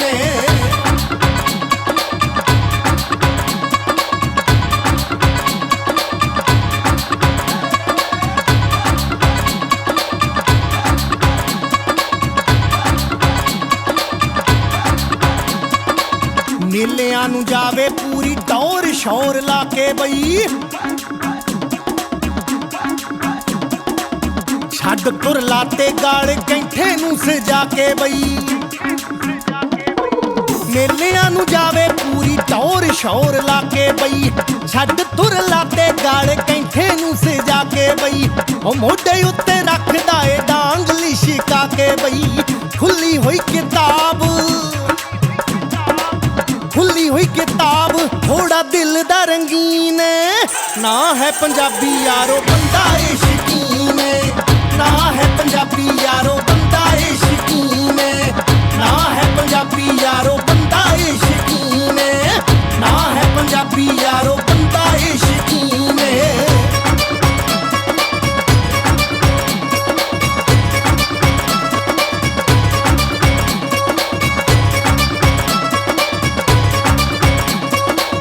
ਯਾਰਾਂ ਉੱਤੋਂ ਜਿੰਦ ਜਾਨ ਹੱਸ ਕੇ ਲਟਾਉਂਦਾ ਏ ਉਹ ਖੇਡਦਾ ਕਬੱਡੀਆਂ ਤੇ ਮਹਿਫਲਾਂ ਸਜਾਉਂਦਾ ਏ ਯਾਰਾਂ ਉੱਤੋਂ ਜਿੰਦ ਜਾਨ ਹੱਸ ਕੇ ਲਟਾਉਂਦਾ ਏ ਖੇਡਦਾ ਕਬੱਡੀਆਂ ਤੇ ਮਹਿਫਲਾਂ ਸਜਾਉਂਦਾ ਏ ਜਿੱਥੇ ਜਾਵੇ ਉੱਥੇ ਹੀ ਪੰਜਾਬ ਇਹ ਬਣਾਉਂਦਾ ਏ ਸ਼ਹਿਦ ਨਾਲੋਂ ਮਿੱਠਾ ਕਦੇ ਸ਼ਹਿਦ ਨਾਲੋਂ ਮਿੱਠਾ ਕਦੇ ਕਦੇ ਨਮਕੀਨ ਨਾ ਹੈ ਪੰਜਾਬੀ ਯਾਰੋ ਬੰਦਾ ਏ ਸ਼ਕੀਨ ਨਾ ਹੈ ਪੰਜਾਬੀ ਯਾਰੋ ਬੰਦਾ ਏ ਸ਼ਕੀਨ ਨਾ ਹੈ ਪੰਜਾਬੀ ਯਾਰੋ ਬੰਦਾ ਏ ਸ਼ਕੀਨ ਨਾ ਹੈ ਪੰਜਾਬੀ ਯਾਰੋ ਬੰਦਾ ਏ ਸ਼ਕੀਨ ਤੁਸੀਂ ਦੇਖ ਰਹੇ ਹੋ ਪ੍ਰੋਗਰਾਮ ਗੱਲਾਂ ਤੇ ਗੀਤ ਸਾਡਾ ਅੱਜ ਦਾ ਵਿਸ਼ਾ ਹੈ ਕਿ 12ਵੀਂ ਜਮਾਤ ਤੋਂ ਬਾਅਦ ਅਗਲੀ ਜਿਹੜੀ ਆਪਾਂ ਪੜ੍ਹਾਈ ਕਰਨੀ ਹੁੰਦੀ ਹੈ ਉਸ ਦੇ ਲਈ ਸਹੀ ਵਿਸ਼ੇ ਦੀ ਚੋਣ ਕਿੰਨੀ ਜ਼ਰੂਰੀ ਹੈ ਸਾਡੇ ਨਾਲ ਸ਼੍ਰੀ ਮਨਹਰ ਅਰੋੜਾ ਜੀ ਨੇ ਇਹ Saint soldier group of institutions ਤੋਂ ਐਮਡੀ ਨੇ ਆਪਾਂ ਹੁਣ ਅੱਗੇ ਗੱਲ ਸ਼ੁਰੂ ਕਰਦੇ ਹਾਂ ਜੀ ਜਿਹੜੇ ਤੁਸੀਂ ਪਹਿਲਾਂ ਆਇਲਸ ਦਾ ਵੀ ਦੱਸਿਆ ਕਿ ਕਿੱਦਾਂ ਬਹੁਤ ਸਾਰੀਆਂ ਦੁਚਿੱਤੀਆਂ ਇੱਕ ਵਿਦਿਆਰਥੀ ਦੇ ਲਈ ਹੁੰਦੀਆਂ ਕੁਝ ਵਿਦਿਆਰਥੀ ਹੁੰਦੇ ਨੇ ਜਿਨ੍ਹਾਂ ਨੂੰ ਆਪਣੇ ਆਪ ਨੂੰ ਹੀ ਨਹੀਂ ਕਲੀਅਰ ਕਿ ਉਹ ਆਪਣੀ ਜ਼ਿੰਦਗੀ 'ਚ ਕੀ ਬਣਨਾ ਚਾਹੁੰਦੇ ਆ ਜਿੱਦਾਂ ਆਇਲਸ ਦੀ ਗੱਲ ਮੈਂ ਤਾਂ ਦੁਬਾਰਾ ਨਾਲ ਜੋੜਨ ਲੱਗੀ ਆ ਇੰਨਾ ਪਤਾ ਨਾ ਸੀ ਆਇਲਸ ਕਰਨੀ ਆ ਉਧਰ ਜਾ ਕੇ ਵੀ ਤਾਂ ਕੁਝ ਕਰੋਗੇ ਨਾ ਉਧਰ ਕਿਹੜਾ ਤੁਸੀਂ ਆਇਲਸ ਕਰ ਲਈ 에ਅਰਪੋਰਟ ਤੇ ਪੈਸਿਆਂ ਦੀ ਬਰਸਾਤ ਹੋਣ ਲੱਗ ਗਈ ਖੜਿਆਂ ਤੇ ਬਹੁਤ ਸਾਰੇ ਬੱਚਿਆਂ ਨੂੰ ਆਪ ਨੂੰ ਹੀ ਨਹੀਂ ਪਤਾ ਕਿ ਅਸੀਂ ਆਪਣੀ ਜ਼ਿੰਦਗੀ 'ਚ ਬਣਨਾ ਕੀ ਹੈ ਬਿਲਕੁਲ ਸਹੀ ਕਹਿ ਰਹੇ ਹੋ ਔਰ ਮੈਂ ਫੇਰ ਕਹਾਂਗਾ ਇਹ ਇਸ ਵੇਲੇ ਦੀ ਮੈਂ ਕਿਉਂਕਿ ਮੈਂ ਬੜੇ ਬੱਚਿਆਂ ਨਾਲ ਮਿਲਦਾ ਐਜ਼ ਏ ਕੈਰੀਅਰ ਕਾਉਂਸਲਰ ਵੀ ਮਿਲਦਾ ਐਜ਼ ਏ ਮੈਨੇਜਿੰਗ ਡਾਇਰੈਕਟਰ ਵੀ ਮਿਲਦਾ ਔਰ ਐਜ਼ ਏ ਮੈਂ ਟੀਚਰ ਵੀ ਮਿਲਦਾ ਜਾ ਕੇ ਬੱਚਿਆਂ ਦਾ ਜਿਹੜਾ ਰੁਝਾਨ ਹੈ ਜਾਂ ਆਪਣੇ ਪ੍ਰਤੀ ਜਿਹੜੀ ਜਿਹਨੂੰ ਸੀਰੀਅਸਨੈਸ ਜਿਹਨੂੰ ਕਹਿ ਸਕਦੇ ਨੇ ਉਹ ਬਹੁਤ ਹੀ ਜ਼ਿਆਦਾ ਮਿਸਿੰਗ ਹੈ ਔਰ ਮੈਂ ਜਿੱਦਾਂ ਸਾਨੂੰ ਅਸੀਂ ਆਪਣੇ ਖੇਤਰ ਦੀ ਗੱਲ ਕਰੀਏ ਤੇ ਸਾਨੂੰ ਪਹਿਲੇ ਤੋਂ ਪਤਾ ਹੁੰਦਾ ਸੀਗਾ ਅਸੀਂ ਕੀ ਕਰਨਾ ਚਾਹੁੰਦੇ ਹਾਂ ਕੀ ਬਣਨਾ ਚਾਹੁੰਦੇ ਹਾਂ ਤੇ ਅੱਜ ਦੇ ਵਿਦਿਆਰਥੀ ਜੀ ਪਹਿਲਾਂ 10ਵੀਂ ਕਰ ਲਈਏ ਜੀ ਪਹਿਲਾਂ 12ਵੀਂ ਕਰ ਲਈਏ ਫਿਰ ਸੋਚਾਂਗੇ ਜੀ ਤਦ ਤੱਕ ਉਹ ਟਾਈਮ ਲੰਘ ਜਾਂਦਾ ਜੀ ਹੁਣ ਕਈ ਵਾਰੀ ਇੱਦਾਂ ਦੇ ਹੁੰਦੇ ਨੇ ਬੱਚੇ ਉਹ ਆਉਂਦੇ ਨੇ ਜੀ ਅਸੀਂ ਮੈਡੀਕਲ ਜਿੱਦਾਂ ਮੰਨ ਲਓ ਫਿਜ਼ੀਓਥੈਰੇਪੀ ਕਰਨੀ ਹੈ ਜਾਂ ਮੈਡੀਕਲ ਲੈਬ ਸਾਇੰਸਿਸ ਕਰਨੀ ਹੈ ਇਹੋ ਜਿਹੇ ਸਬਜੈਕਟਸ ਚੁਣਨਾ ਚਾਹੁੰਦੇ ਨੇ ਲੇਕਿਨ ਕੀਤੀ ਆਰਟਸ ਹੁੰਦੀ ਉਹਨਾਂ ਨੇ ਹੁਣ ਉਹ ਉਸ ਵਾਸਤੇ ਐਲੀਜੀਬਲ ਨਹੀਂ ਹੁੰਦੇ ਜੀ ਤੇ ਇਹ ਜੇ ਤੁਸੀਂ ਪਹਿਲਾਂ ਸੋਚਿਆ ਹੁੰਦਾ ਕਿ ਮੈਂ ਮੈਡੀਕਲ ਦੇ ਵਿੱਚ ਜਾਣਾ ਹੈ ਜਾਂ ਫਿਰ ਕਾਮਰਸ ਦੇ ਵਿੱਚ ਜਾਣਾ ਹੈ ਤੇ ਮੈਨੂੰ ਕਿਹੜੇ ਸਬਜੈਕਟਸ ਲੈਣੇ ਚਾਹੀਦੇ ਨੇ ਉਹ ਜਿਹੜੀ ਅਸੀਂ ਗੱਲ ਕਰ ਰਹੇ ਹਾਂ ਵਿਸ਼ੇ ਦਾ ਚੁਣਾਵ ਉਹ ਜੇ ਵਿਸ਼ੇ ਦਾ ਚੁਣਾਵ ਸਹੀ ਤਰੀਕੇ ਨਾਲ ਕੀਤਾ ਹੋਏਗਾ ਤੇ ਸਾਡੀ ਜ਼ਿੰਦਗੀ ਬਣ ਜਾਏਗੀ ਹੁਣ ਜੇ ਉਹ ਮੈਡੀਕਲ ਕਰਨਾ ਚਾਹੁੰਦਾ ਹੈ ਉਹਦੀ ਇੰਟਰਸਟ ਹੈ ਲੇਕਿਨ ਨਹੀਂ ਕਰ ਪਾ ਰਿਹਾ ਫਿਰ ਉਹਨੂੰ ਉਹਦੇ ਨਾਲ ਸਮਝੌਤਾ ਕਰਨਾ ਪਏਗਾ ਆਪਣੇ ਕਰੀਅਰ ਦੇ ਨਾਲ ਕੁਝ ਹੋਰ ਕਰਨਾ ਪਏਗਾ ਨਹੀਂ ਤਾਂ ਫਿਰ ਦੁਬਾਰਾ 2 ਸਾਲ ਫਿਰ ਪੜ੍ਹਾਈ ਕਰਨੀ ਪਏਗੀ ਸੋ ਜ਼ਿੰਦਗੀ ਦੇ 2 ਸਾਲ ਤੁਸੀਂ ਆਪਣੇ ਨਿਗਾਹ ਤੇ ਕਰਕੇ ਤੇ ਇਸ ਕਰਕੇ ਅੱਜ ਦੇ ਦਿਨ ਮੈਂ ਫਿਰ ਮਾਪਿਆਂ ਨੂੰ ਇੱਕ ਵਾਰੀ ਬੇਨਤੀ ਕਰਾਂਗਾ ਕਿ ਇਹ ਘਰੋਂ ਸ਼ੁਰੂਆਤ ਹੁੰਦੀ ਹੈ ਜੀ ਉਹਨਾਂ ਦੀ। ਬੱਚਿਆਂ ਦਾ ਸ਼ੁਰੂਆਤ ਤੋਂ ਹੀ, ਘਰ ਤੋਂ ਹੀ, 5ਵੀਂ 6ਵੀਂ 7ਵੀਂ ਤੋਂ ਹੀ ਅਸੀਂ ਸੋਚਣਾ ਸ਼ੁਰੂ ਕਰ ਦਈਏ ਕਿ ਅਸੀਂ ਵਿਦਿਆਰਥੀ ਨੂੰ ਕਿਸ ਪਾਸੇ ਪਾਉਣਾ ਹੈ, ਜੋ ਉਹਦੇ ਰੁਝਾਨ ਨੇ ਜਾਂ ਉਹਦੀ ਜਿਹੜੀ ਸਟਰੈਂਥ ਹੈ ਜਾਂ ਕਿਸ ਤਰੀਕੇ ਦੇ ਨਾਲ ਉਧਰ ਸ਼ਿਫਟ ਹੋ ਰਿਹਾ ਨਾ, ਔਰ ਮਾਪੇ ਦੇ ਦਿਮਾਗ ਦੇ ਵਿੱਚ, ਉਹ ਬੱਚੇ ਦੇ ਦਿਮਾਗ ਦੇ ਵਿੱਚ ਹੀ ਉਹ ਪਾਈ ਜਾਣ ਹੌਲੀ ਹੌਲੀ ਹੌਲੀ ਵੀ ਕਿੱਥੇ ਜਾਣਾ। ਜੇ ਅਸੀਂ ਪਹਿਲਾਂ ਹੀ, ਮੈਂ ਦੇਖਦਾ ਮੈਂ ਆਪਣੇ ਵੀ ਜਿਹੜੇ ਰਿਲੇਟਿਵਸ ਨੇ ਜਾਂ ਹੋਰ ਆਪਾਂ ਜਾਣਦੇ ਹਾਂ ਸੋਸ਼ਲ ਸਰਕਲਸ ਦੇ ਵਿੱਚ ਜਾਂਦੇ ਹਾਂ, ਤੇ ਉਹਨਾਂ ਦਾ ਆਪਣਾ ਹੀ ਵਿਚਾਰ ਹੁੰਦਾ ਕਿ ਇਹਨੂੰ ਕੁਛ ਨਹੀਂ ਜੀ ਆਪਾਂ ਬਾਹਰ ਭੇਜਣਾ ਜੀ। ਜੇ ਆਪਣਾ ਹੀ ਹੈ ਨਹੀਂ, ਉਹ ਬੱਚੇ ਨੂੰ ਵੀ ਕਹਿ ਦਿੱਤਾ ਤੁਸੀਂ ਕਿ ਵੀ ਤੂੰ ਕਾਕਾ ਤੂੰ ਬਾਹਰ ਹੀ ਜਾਣਾ, ਤੂੰ ਬਸ ਕੋਈ ਗੱਲ ਨਹੀਂ, ਸਾਨੂੰ ਵੀ ਲਿਜਾਣਾ ਬਾਅਦ ਚ, ਸਾਨੂੰ ਵੀ ਲਿਜਾਣਾ ਬਾਅਦ ਚ, ਤੇ ਉਹਦੇ ਚ ਦਿਮਾਗ 'ਚ ਕੀ ਆਏਗਾ, ਫਿਰ ਉਹ ਕਿੰਨਾ ਸੀਰੀਅਸ ਹੋਏਗਾ ਆਪਣੇ ਪੜ੍ਹਾਈ ਲਈ। ਬਿਲਕੁਲ। ਫਿਰ ਉਹ ਅਸੀਂ ਕਹਿੰਦੇ ਜੀ, ਫਿਰ ਉਹ ਚੁਣਦਾ ਜੀ ਸਭ ਤੋਂ ਈਜ਼ੀ ਕਿਹੜਾ ਰਹੇਗਾ ਜੀ, ਆਸਾਨ ਕਿਹੜਾ ਰਹੇਗਾ ਜੀ। ਲੇਕਿਨ ਅੱਜ ਦੇ ਦਿਨ ਦੇ ਵਿੱਚ ਮੈਂ ਸਾਰਿਆਂ ਨੂੰ ਇਹ ਕਹਿਣਾ ਚਾਹਾਂਗਾ ਕਿ ਆਸਾਨ ਚੀਜ਼ ਤਾਂ ਸਾਰੇ ਕਰ ਲੈਂਦੇ ਨੇ, ਫਿਰ ਤੁਸੀਂ ਕਹੋਗੇ ਜੀ ਇਹ 'ਚ ਨੌਕਰੀ ਨਹੀਂ ਮਿਲਦੀ ਜੀ। ਬਿਲਕੁਲ। ਜਿੰਨੀ ਜ਼ਿਆਦਾ ਉੱਥੇ ਕਰਨ ਵਾਲੇ ਬੰਦੇ ਹੋਣਗੇ, ਡਿਮਾਂਡ ਐਂਡ ਸਪਲਾਈ ਹੈ ਜੀ, ਜਿੰਨੀ ਸਪਲਾਈ ਜ਼ਿਆਦਾ ਹੋਏਗੀ ਉਹਦੀ ਡਿਮਾਂਡ ਉਨੀ ਘਟ ਜਾਏਗੀ ਜੀ। ਤੋ ਇਸ ਕਰਕੇ ਤੁਸੀਂ ਟਫ ਚੁਣੋ, ਪੜ੍ਹਨਾ ਤਾਂ ਹੈ ਹੀ, ਇੱਕ ਨਾ ਇੱਕ ਦਿਨ ਤਾਂ ਟਫ ਕਰਨਾ ਹੀ ਪੈਣਾ ਤੁਹਾਨੂੰ। ਔਰ ਜਿਹੜੀ ਲੋਕੀ ਘੱਟ ਕਰ ਰਹੇ ਨੇ ਉਹਦੇ 'ਚ ਜਾਓ, ਉਹ 'ਚ ਐਂਟਰ ਕਰੋ, ਉਹ 'ਚ ਡਿਮਾਂਡ ਜ਼ਿਆਦਾ ਹੈ, ਉਹਦੇ ਤੁਹਾਨੂੰ ਪੈਸੇ ਵੀ ਜ਼ਿਆਦਾ ਮਿਲਣਗੇ, ਰੋਜ਼ਗਾਰ ਵੀ ਮਿਲੇਗਾ। ਹੁਣ ਫੋਰ ਐਗਜ਼ਾਮਪਲ ਜਿੱਦਾਂ ਹੁਣ ਅਸੀਂ ਗੱਲ ਕਰੀਏ ਇੰਜੀਨੀਅਰਿੰਗ ਦੀ ਹੈ, ਮੈਕਾਟ੍ਰੋਨਿਕਸ ਹੈ ਇੱਕ ਜੀ, ਆਪਾਂ बड़े जन कहते हैं मैकाट्रॉनिक्स इंजीनियरिंग कर लो या कर लो, नहीं होगा, हमने मैकेनिकली करनी है, हमने कंप्यूटर साइंस ही करनी है। दिस इज ਹੁਣ ਟੈਕਨੋਲੋਜੀ ਯੁੱਗ ਹੈ, ਮੈਕਾਟ੍ਰੋਨਿਕਸ ਇਜ਼ ਮੈਕੈਨੀਕਲ ਪਲੱਸ ਇਲੈਕਟ੍ਰੋਨਿਕਸ। ਹੁਣ ਕੋਈ ਕਾਰ ਦੇਖ ਲਓ, ਕੋਈ ਗੈਜਟ ਦੇਖ ਲਓ, ਉਹ ਮੈਕੈਨੀਕਲ ਦੇ ਨਾਲ ਤੇ ਇਲੈਕਟ੍ਰੋਨਿਕਸ ਨਾਲ ਚੱਲਦਾ ਜੀ, ਸਾਰੀ ਚੀਜ਼ਾਂ। ਬਿਲਕੁਲ। ਆਰਟੀਫੀਸ਼ੀਅਲ ਇੰਟੈਲੀਜੈਂਸ ਦੀ ਅਸੀਂ ਗੱਲ ਕਰਦੇ ਪਏ ਹਾਂ, ਹੁਣ ਤੁਸੀਂ ਫੇਰ ਉਹੀ ਪੁਰਾਣੀ ਚੀਜ਼ਾਂ ਦੇ ਉੱਤੇ ਕਰੀ ਜਾਓਗੇ ਤਾਂ ਯੂ ਚੇਂਜ ਯੋਰਸੈਲਫ। ਹੁਣ ਕਿਉਂਕਿ ਜੇ ਸਰਕਾਰਾਂ ਨੇ ਸੋਚਿਆ ਹੈ, ਇੱਕ ਵਿਊ ਦੇਖਿਆ ਹੈ, ਉਸੇ ਕਰਕੇ ਇੱਕ ਨਵੇਂ ਕੋਰਸਿਸ ਡਿਵੈਲਪ ਕੀਤੇ ਨੇ ਜਾਂ ਨਵੀਂ ਐਜੂਕੇਸ਼ਨ ਪਾਲਿਸੀ ਡਿਵੈਲਪ ਕੀਤੀ ਹੈ। ਆਪਣਾ ਰੁਝਾਨ ਵੱਧ ਤੋਂ ਵੱਧ ਨਵੇਂ ਕੋਰਸਿਸ ਦੇ ਵੱਲ ਪਾਈਏ ਜੀ, ਜਿਹਦੇ ਵਿੱਚ ਹਲੇ ਐਡਮਿਸ਼ਨਸ ਘੱਟ ਹੋ ਰਹੀਆਂ, ਕਿਉਂਕਿ ਜੇ ਉਹਦੇ 'ਚ ਐਡਮਿਸ਼ਨਸ ਹਲੇ ਘੱਟ ਹੋ ਰਹੀਆਂ ਤੇ ਤੁਹਾਡਾ ਸਕੋਪ ਉਸ ਲਾਈਨ ਦੇ ਵਿੱਚ ਜ਼ਿਆਦਾ ਹੋਏਗਾ। ਬਿਲਕੁਲ, ਬਹੁਤ ਜ਼ਿਆਦਾ ਹੋਏਗਾ। ਔਰ ਮੈਂ ਤੁਹਾਨੂੰ ਕਹਿ ਰਿਹਾ, ਅਸੀਂ ਇੰਡਸਟਰੀ ਨਾਲ ਜੋੜ ਕੇ ਆਪਣਾ ਨੂੰ ਦੇਖੀਏ। ਮੇਰੇ ਦਿਮਾਗ 'ਚ ਉਹ ਗੱਲ ਆ ਗਈ, ਜਦੋਂ ਨਵਾਂ ਕੰਪਿਊਟਰ ਆਇਆ ਸੀ ਉਦੋਂ ਕੰਪਿਊਟਰ ਕੋਰਸ ਸਪੈਸ਼ਲ ਲੱਗਦੇ ਹੁੰਦੇ ਸੀ, ਹੁਣ ਤਾਂ ਸਾਨੂੰ ਘਰੇ ਹੀ ਚਲੋ ਸਾਰਾ ਕੁਝ ਚਲਾਉਣਾ ਆ ਗਿਆ। ਉਹ ਟੀਚਰਸ ਨੂੰ ਬੜੀਆਂ ਜ਼ਿਆਦਾ ਓਪਰਚੁਨਿਟੀਜ਼ ਉਦੋਂ ਮਿਲੀਆਂ। ਇੱਕ ਜਦੋਂ ਕੋਈ ਵਿਦਿਆਰਥੀ 12ਵੀਂ ਤੋਂ ਬਾਅਦ ਐਡਮਿਸ਼ਨ ਲੈਣ ਗਿਆ, ਮੈਂ ਪਹਿਲਾਂ ਵੀ ਗੱਲ ਕੀਤੀ ਸੀਗੀ ਕਿ ਉੱਥੇ ਜਿਹੜੇ ਟੀਚਰ ਬੈਠੇ ਆ ਉਹ ਧੱਕੇ ਦੇ ਨਾਲ ਤੁਹਾਡਾ ਮਾਈਂਡ ਵਾਸ਼ ਕਰਦੇ ਆ, ਤੁਸੀਂ ਆ ਨਹੀਂ ਆ ਪੜ੍ਹ ਲਓ, ਸਿਰਫ ਆਪਣੀ ਐਡਮਿਸ਼ਨ ਵਧਾਉਣ ਦੇ ਲਈ, ਫਿਊਚਰ ਸੋਚੇ ਬਿਨਾਂ। ਦੂਸਰਾ, ਕਈ ਵਾਰੀ ਯੂਨੀਵਰਸਿਟੀਜ਼ ਵੀ ਨਾ ਆਪਣੇ ਕੋਲੋਂ ਹੀ ਕੋਰਸਿਸ ਸ਼ੁਰੂ ਕਰ ਦਿੰਦੀਆਂ। ਜਦੋਂ ਤਾਂ ਬੱਚਾ ਐਡਮਿਸ਼ਨ ਲੈਣ ਆਉਂਦਾ ਉਦੋਂ ਤਾਂ ਉਹਨੂੰ ਇੰਸਟੀਟਿਊਸ਼ਨ ਦੇ ਵੱਲੋਂ ਨਹੀਂ ਦੱਸਿਆ ਜਾਂਦਾ ਕਿ ਜੇ ਤੂੰ ਆਹ ਕੋਰਸ ਕਰੂ ਤੇ ਕੱਲ੍ਹ ਨੂੰ ਤੈਨੂੰ ਇਸ ਕੋਰਸ ਦੇ ਵਿੱਚ ਆਹ ਨੌਕਰੀ ਨਹੀਂ ਮਿਲਣੀ। ਜਦੋਂ ਅਸੀਂ ਐਡਮਿਸ਼ਨ ਲੈਂਦੇ ਹਾਂ 12ਵੀਂ ਤੋਂ ਬਾਅਦ, ਉਦੋਂ ਸਾਨੂੰ ਨਹੀਂ ਸਿਖਾਇਆ ਜਾਂਦਾ ਕਿ ਆਹ ਕਰਕੇ ਕੀ ਨੌਕਰੀ ਮਿਲਣੀ ਤੇ ਆਹ ਕਰਕੇ ਕੀ ਨਹੀਂ ਮਿਲਣੀ। ਯੂਨੀਵਰਸਿਟੀਜ਼ ਕਈ ਹੈਗੀਆਂ ਇੱਦਾਂ ਹੀ ਬਸ ਸ਼ੁਰੂ ਕਰੀ ਜਾਓ, ਨਵਾਂ ਕੋਰਸ ਸ਼ੁਰੂ ਕਰ ਦਿਓ, ਕੋਰਸ ਸ਼ੁਰੂ ਕਰੀ ਜਾਓ। ਬੱਚੇ ਦੇ ਫਿਊਚਰ ਦਾ ਸਾਡੇ ਉੱਪਰਲੇ ਐਡਮਿਨਿਸਟ੍ਰੇਸ਼ਨ ਨੂੰ ਵੀ ਤਾਂ ਸੋਚਣਾ ਪਏਗਾ ਨਾ ਕਿ ਅਸੀਂ ਜੋ ਤਿਆਰੀ ਕਰ ਰਹੇ ਹਾਂ, ਜਿਨ੍ਹਾਂ ਨੂੰ ਅਸੀਂ ਪੜ੍ਹਾ ਰਹੇ ਹਾਂ, ਕੇਵਲ ਫੀਸਾਂ ਲੈਣ ਲਈ ਪੜ੍ਹਾ ਰਹੇ ਹਾਂ ਕਿ ਉਹਨਾਂ ਦਾ ਭਵਿੱਖ ਬਣਾਉਣ ਦੇ ਲਈ ਪੜ੍ਹਾ ਰਹੇ ਹਾਂ। ਪਹਿਲਾਂ ਵੀ ਤੁਹਾਨੂੰ ਕਿਹਾ ਸੀਗਾ ਕਿ ਸਾਡੇ ਉੱਤੇ ਇੱਕ ਬਹੁਤ ਵੱਡੀ ਜ਼ਿੰਮੇਵਾਰੀ ਹੈ ਜੀ, ਜਿਹੜੇ ਅਕੈਡਮੀਸ਼ੀਅਨਸ ਨੇ ਜਾਂ ਜਿਹੜੇ ਕਾਲਜਸ ਨੂੰ ਰਨ ਕਰ ਰਹੇ ਨੇ ਜਾਂ ਪ੍ਰਾਈਵੇਟ ਯੂਨੀਵਰਸਿਟੀ ਨੂੰ ਰਨ ਕਰ ਰਹੇ ਨੇ ਜਾਂ ਫਿਰ ਗਵਰਨਮੈਂਟ ਯੂਨੀਵਰਸਿਟੀ ਨੂੰ, ਸਟੇਟ ਯੂਨੀਵਰਸਿਟੀ ਨੂੰ ਰਨ ਕਰ ਰਹੇ ਨੇ, ਸਾਡੇ ਉੱਤੇ ਇੱਕ ਬਹੁਤ ਵੱਡੀ ਜ਼ਿੰਮੇਵਾਰੀ ਹੈ ਕਿ ਅਸੀਂ ਜਿਹੜੇ ਕੋਰਸਿਸ ਡਿਵੈਲਪ ਕਰੀਏ ਔਰ ਉਹ ਕੋਰਸਿਸ ਡਿਵੈਲਪ ਕਰੀਏ ਜਿਹੜੇ ਇੰਡਸਟਰੀ ਨਾਲ ਰਿਲੇਟਡ ਨੇ ਜੀ। ਹੁਣ ਜਿੱਦਾਂ ਮੈਂ ਤੁਹਾਨੂੰ ਗੱਲ ਕੀਤੀ ਸੀਗੀ, ਲਿਬਰਲ ਐਜੂਕੇਸ਼ਨ ਦੀ ਗੱਲ ਕੀਤੀ ਸੀ ਜਾਂ ਨਵੀਂ ਐਜੂਕੇਸ਼ਨ ਪਾਲਿਸੀ ਦੀ ਗੱਲ ਕੀਤੀ ਸੀ। ਹੁਣ ਫੋਰ ਐਗਜ਼ਾਮਪਲ ਇੱਕ ਐਕਸ ਕੰਪਨੀ ਹੈ, ਉਹ ਇੱਕ ਪ੍ਰੋਡਕਟ ਡਿਵੈਲਪ ਕਰ ਰਹੀ ਹੈ, ਉਹਨੂੰ ਉਹਦੇ ਵਿੱਚ ਉਸ ਇੱਕ ਸਕਿੱਲ, A ਸਕਿੱਲ ਚਾਹੀਦਾ ਜਾਂ B ਸਕਿੱਲ ਚਾਹੀਦਾ ਜੀ। ਅਸੀਂ ਉਹੀ ਕੋਰਸ ਡਿਵੈਲਪ ਕਰੀਏ ਜਿਹੜੇ A ਤੇ B ਸਕਿੱਲ ਦੇ ਰਹੇ ਨੇ।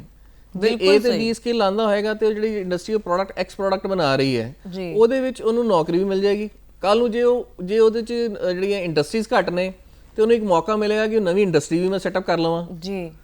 ਤੇ ਇਹਦੇ ਨਾਲ ਸਾਰੇ ਪੱਖੇ ਫਾਇਦਾ ਹੋਏਗਾ, ਉਹਦੇ ਨਾਲ ਇਕਨੋਮੀ ਨੂੰ ਵੀ ਬੂਸਟਿੰਗ ਮਿਲੇਗੀ, ਐਂਟਰਪ੍ਰੀਨਿਓਰਸ਼ਿਪ ਨੂੰ ਵੀ ਬੂਸਟਿੰਗ ਮਿਲੇਗੀ, ਪਲੱਸ ਜਿਹੜੀਆਂ ਆਲਰੇਡੀ ਐਸਟੈਬਲਿਸ਼ਡ ਇੰਡਸਟਰੀਜ਼ ਨੇ ਉਹਨਾਂ ਨੂੰ ਇੱਕ ਸਕਿਲਡ ਵਰਕਰ ਜਿਹੜਾ ਉਹ ਮਿਲੇਗਾ, ਤਾਂ ਕਿ ਉਹਨਾਂ ਦੇ ਪ੍ਰੋਡਕਟ ਜਿਹੜੇ ਨੇ, ਕਿਉਂਕਿ ਜਿੰਨਾ ਸਾਡੇ ਕੋਲ ਸਕਿਲਡ ਵਰਕਰ ਹੋਏਗਾ ਅਸੀਂ ਓਨਾ ਹੀ ਦੂਸਰੀ ਇੰਡਸਟਰੀ ਜਾਂ ਦੂਸਰੇ ਦੇਸ਼ਾਂ ਦੇ ਨਾਲ ਅਸੀਂ ਕੰਪੀਟ ਕਰ ਸਕਦੇ ਹਾਂ।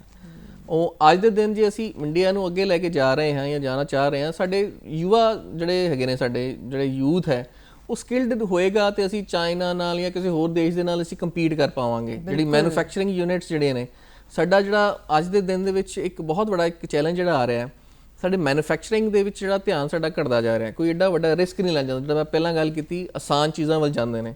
ਹੁਣ ਮੈਨੂਫੈਕਚਰਿੰਗ ਸੈਕਟਰ ਦੇ ਵਿੱਚ ਜਾਣ ਵਾਸਤੇ ਤੁਹਾਨੂੰ ਪੂਰੀ ਉਹਦਾ ਨੌਲੇਜ ਹੋਣੀ ਚਾਹੀਦੀ ਹੈ, ਮਸ਼ੀਨਰੀ ਹੋਣੀ ਚਾਹੀਦੀ ਹੈ, ਜਾਂ ਬਹੁਤ ਸਾਰੀਆਂ ਚੀਜ਼ਾਂ ਟੈਕਨੋਲੋਜੀ ਦਾ ਹੋਣਾ ਜ਼ਰੂਰੀ ਹੈ। ਤੇ ਅਸੀਂ ਉਹ ਸਿੱਖਣ ਦੀ ਕੋਸ਼ਿਸ਼ ਨਹੀਂ ਕਰਦੇ ਵੀ ਨੌਕਰੀ ਕਰ ਲਈਏ ਤੇ that will be easy for me, ਘਰ ਸ਼ਾਮੀ 5 ਵਜੇ ਆ ਗਏ ਤੇ ਦਿਸ ਇਜ਼ ਲਾਈਕ ਦੈਟ, ਸਾਡੀ ਜ਼ਿੰਦਗੀ ਬੜੀ ਕੰਫਰਟੇਬਲ ਹੈ। ਲੇਕਿਨ ਮੈਨੂਫੈਕਚਰਿੰਗ ਯੂਨਿਟਸ ਦੇ ਵਿੱਚ ਤੁਸੀਂ ਦੇਖੋ ਜਿਵੇਂ ਮੋਬਾਈਲ ਸੀਗੇ ਜਾਂ ਕਾਰਾਂ ਸੀਗੀਆਂ ਜਾਂ ਹੋਰ ਟੈਕਨੋਲੋਜੀ ਦੀ ਚੀਜ਼ਾਂ ਸੀ, ਉਹ ਸਾਡੇ ਕੋਲ ਇੱਥੇ ਭਾਰਤ ਦੇ ਵਿੱਚ ਆਪ ਮੈਨੂਫੈਕਚਰ ਹੋਣ ਲੱਗ ਪਈਆਂ। ਕਿਉਂ? ਕਿਉਂਕਿ ਅਸੀਂ ਮੈਨੂਫੈਕਚਰਿੰਗ ਜਿਹੜੀ ਕੈਪੈਸਿਟੀ ਸੀ ਆਪਣੀ ਉਹ ਥੋੜੀ ਵਧਾਈ। ਉਹ ਤਾਂ ਵੱਧ ਪਈ ਜੇ ਅਸੀਂ ਸਾਡੀ ਕਾਲਜਸ ਨੇ, ਸਾਡੀ ਯੂਨੀਵਰਸਿਟੀਜ਼ ਨੇ ਉੱਦਾਂ ਦੇ ਸਕਿਲਡ ਜਿਹੜੇ ਯੁਵਾ ਸੀਗੇ ਉਹ ਪੈਦਾ ਕੀਤੇ ਤੇ ਉਹਨਾਂ ਨੂੰ ਇੰਡਸਟਰੀ ਦੇ ਵਿੱਚ ਜਾ ਕੇ ਉਹਨਾਂ ਨੂੰ ਨੌਕਰੀ ਮਿਲੀ। ਬਿਲਕੁਲ। ਜੇ ਅੱਜ ਤੁਸੀਂ ਕੋਈ ਵੀ ਫੋਨ, ਮੈਂ ਨਾਮ ਨਹੀਂ ਲਵਾਂਗਾ ਕੰਪਨੀਆਂ ਦਾ, ਉਹ ਸਾਰੇ ਨਵੇਂ ਫੋਨ ਆ ਰਹੇ ਨੇ, ਨਵੇਂ ਮੋਬਾਈਲਸ ਆ ਰਹੇ ਨੇ, ਨਵੇਂ ਗੈਜਟਸ ਆ ਰਹੇ ਨੇ, ਤਾਂ ਉਹਨਾਂ ਦੀ ਮੈਨੂਫੈਕਚਰਿੰਗ ਤਾਂ ਇੱਥੇ ਹੀ ਹੋਏਗੀ ਨਾ, ਉਹ ਸਾਰੀ ਡਿਜੀਟਲੀ ਹੈ ਸਾਰਾ ਕੁਝ ਕੰਮ ਕਰਨ ਵਾਲਾ। ਮੈਂ ਕਿਤੇ ਪੜ੍ਹ ਰਹੀ ਸੀ ਕਿ ਦੁਨੀਆ ਦੀਆਂ ਜਿਹੜੀਆਂ ਨਾਮ ਨਹੀਂ ਲੈ ਸਕਦੇ ਆਪਾਂ, ਵੱਡੀਆਂ ਕੰਪਨੀਆਂ ਦੇ, ਉਹਨਾਂ ਦੇ ਮੈਕਸਿਮਮ ਜਿਹੜੇ CEO ਨੇ ਉਹ ਇੰਡੀਆ ਦੇ ਨੇ। ਸੋ ਸਾਡਾ ਪ੍ਰੋਗਰਾਮ ਜਿਹੜਾ ਗੱਲਾਂ ਤੇ ਕੀ, ਉਸਦਾ ਟਾਈਮ ਪੂਰਾ ਹੋ ਗਿਆ। ਤੁਸੀਂ ਪ੍ਰੋਗਰਾਮ 'ਚ ਆਏ, ਤੁਹਾਡਾ ਬਹੁਤ ਸ਼ੁਕਰੀਆ। ਤੇ ਪੂਰੀ ਉਮੀਦ ਹੈ ਕਿ 12ਵੀਂ ਦੇ ਰਿਜ਼ਲਟ ਤੋਂ ਬਾਅਦ ਜਦੋਂ ਤੁਸੀਂ ਆਪਣੇ ਵਿਸ਼ੇ ਦੀ ਚੋਣ ਕਰੋਗੇ ਤਾਂ ਉਸਨੂੰ ਬਹੁਤ ਹੀ ਜ਼ਿਆਦਾ ਵਧੀਆ ਤਰੀਕੇ ਦੇ ਨਾਲ ਚੁਣੋਗੇ ਔਰ ਤੁਹਾਡੀ ਜਿਹੜੀ ਤਰੱਕੀ ਹੈ ਉਹ ਜ਼ਰੂਰ ਹੋਏਗੀ। ਕੋਈ ਸੰਦੇਸ਼ ਤੁਸੀਂ ਜਾਂਦੇ ਦੇਣਾ ਚਾਹੋ? ਮੈਂ ਸੰਦੇਸ਼ ਇਹੀ ਦੇਣਾ ਚਾਹਾਂਗਾ ਆਪਣੇ ਸਾਰੇ ਵਿਦਿਆਰਥੀਆਂ ਨੂੰ ਔਰ ਮਾਪਿਆਂ ਨੂੰ ਕਿ ਜਿਹੜਾ ਵੀ ਆਪਾਂ ਵਿਸ਼ਾ ਚੁਣਨਾ ਹੈ ਉਹਦੀ ਪੂਰੀ ਜਾਣਕਾਰੀ ਲੈਣ ਤੋਂ ਬਾਅਦ ਬੱਚੇ ਦੀ ਜਿਹੜੀ ਸਟਰੈਂਥ ਹੈ ਉਹਦੇ ਨਾਲ ਮਿਲਾ ਕੇ ਔਰ ਜਿਹੜੇ ਫਿਊਚਰ ਪ੍ਰੋਸਪੈਕਟਸ ਨੇ, ਜਿਹੜੇ ਆਉਣ ਵਾਲੇ ਦਿਨਾਂ ਦੇ ਵਿੱਚ ਜਿਹੜੀ ਸਾਡੀ ਇਕਨੋਮੀ ਜਿੱਦਾਂ ਗਰੋ ਕਰ ਰਹੀ ਹੈ, ਟੈਕਨੋਲੋਜੀ ਗਰੋ ਕਰ ਰਹੀ ਹੈ, ਸਾਡੀ ਸੋਸਾਇਟੀ ਗਰੋ ਕਰ ਰਹੀ ਹੈ, ਇਕਨੋਮੀ ਦੇ ਅੰਦਰ ਹੋਰ ਬੜੇ ਅਵਸਰ ਆ ਰਹੇ ਨੇ, ਉਹਨਾਂ ਨੂੰ ਮਿਲਾ ਕੇ, ਤਾਂ ਕਿ ਜਦੋਂ ਆਪਾਂ ਇੱਕ ਡਿਗਰੀ ਕਰਕੇ ਬਾਹਰ ਨਿਕਲੇ ਜਾਂ ਫਿਰ ਆਪਾਂ ਕੋਈ ਵੀ ਐਸਾ ਸਬਜੈਕਟ ਕਰਕੇ ਬਾਹਰ ਨਿਕਲੇ ਤੇ ਨੌਕਰੀ ਸਾਡੇ ਹੱਥ 'ਚ ਹੋਵੇ। ਜਾਂ ਫਿਰ ਐਂਟਰਪ੍ਰੀਨਿਓਰਸ਼ਿਪ ਸਟਾਰਟਅਪਸ ਵਾਸਤੇ ਜਿਹੜਾ ਹੈ ਸਾਨੂੰ ਕੰਪਨੀ ਜਾਂ ਸਰਕਾਰ ਵੱਲੋਂ ਜਿਹੜੀ ਪੈਸੇ ਮਿਲਣੇ ਨੇ ਜਾਂ ਫਾਈਨੈਂਸਿੰਗ ਕਰਨੀ ਜਾਂ ਬਿਜ਼ਨਸ ਐਂਜਲਸ ਜਿਹਨੂੰ ਆਪਾਂ ਕਹਿੰਦੇ ਇਨਵੈਸਟਰ ਐਂਜਲਸ ਹੁੰਦੇ ਨੇ, ਸਾਡੇ ਆਈਡੀਆਜ਼ ਦੇ ਉੱਤੇ ਉਹ ਇਨਵੈਸਟ ਕਰਨ ਵਾਸਤੇ ਤਿਆਰ ਹੋ ਸਕਣ।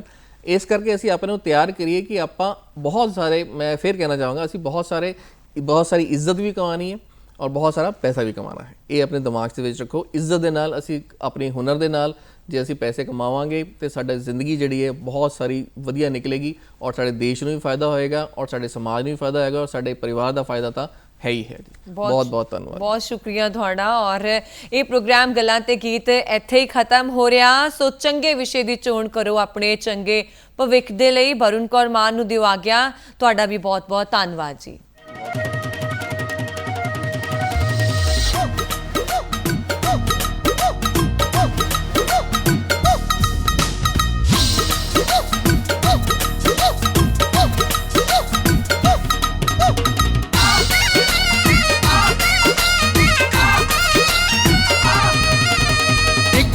ਨੱਚਦੇ ਸ਼ਕੀਨ ਗੱਭਰੂ, ਇੱਕ ਪਾਸੇ ਹੁਸਨ ਕੁਆਰਾ ਨੱਚਦਾ,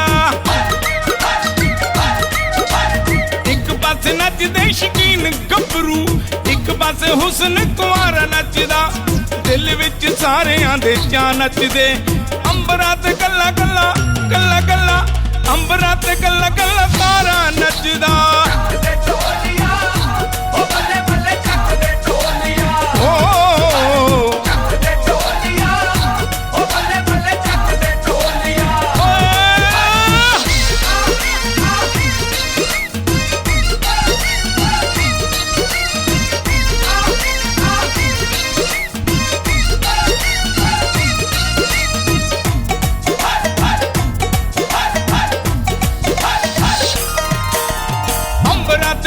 ਪਿੰਗ ਸੱਤ ਰੰਗ ਦੀ, ਸਿਰੀ ਉੱਤੇ ਸੂਹੀ ਫੁੱਲਕਾਰੀ ਨੱਚਦੀ, ਸਿਰੀ ਉੱਤੇ ਸੂਹੀ ਫੁੱਲਕਾਰੀ ਨੱਚਦੀ। ਨਵੀਂ ਚੜੀਏ ਜਵਾਨੀ ਸੋਹਣੀਏ, ਅੰਗ ਅਥਰੀ ਖੁਮਾਰੀ ਨੱਚਦੀ, ਅੰਗ ਅਥਰੀ ਖੁਮਾਰੀ ਨੱਚਦੀ। ਗਿਣ ਕੇ ਵਿਖਾ ਕਿੱਦਾਂ ਗਿਣਗਾ ਹੁਲਾਰੇ, ਗਿਣ ਕੇ ਵਿਖਾ ਕਿੱਦਾਂ ਗਿਣਗਾ ਹੁਲਾਰੇ, ਲੱਗਦੇ ਢੋਲੀਆਂ।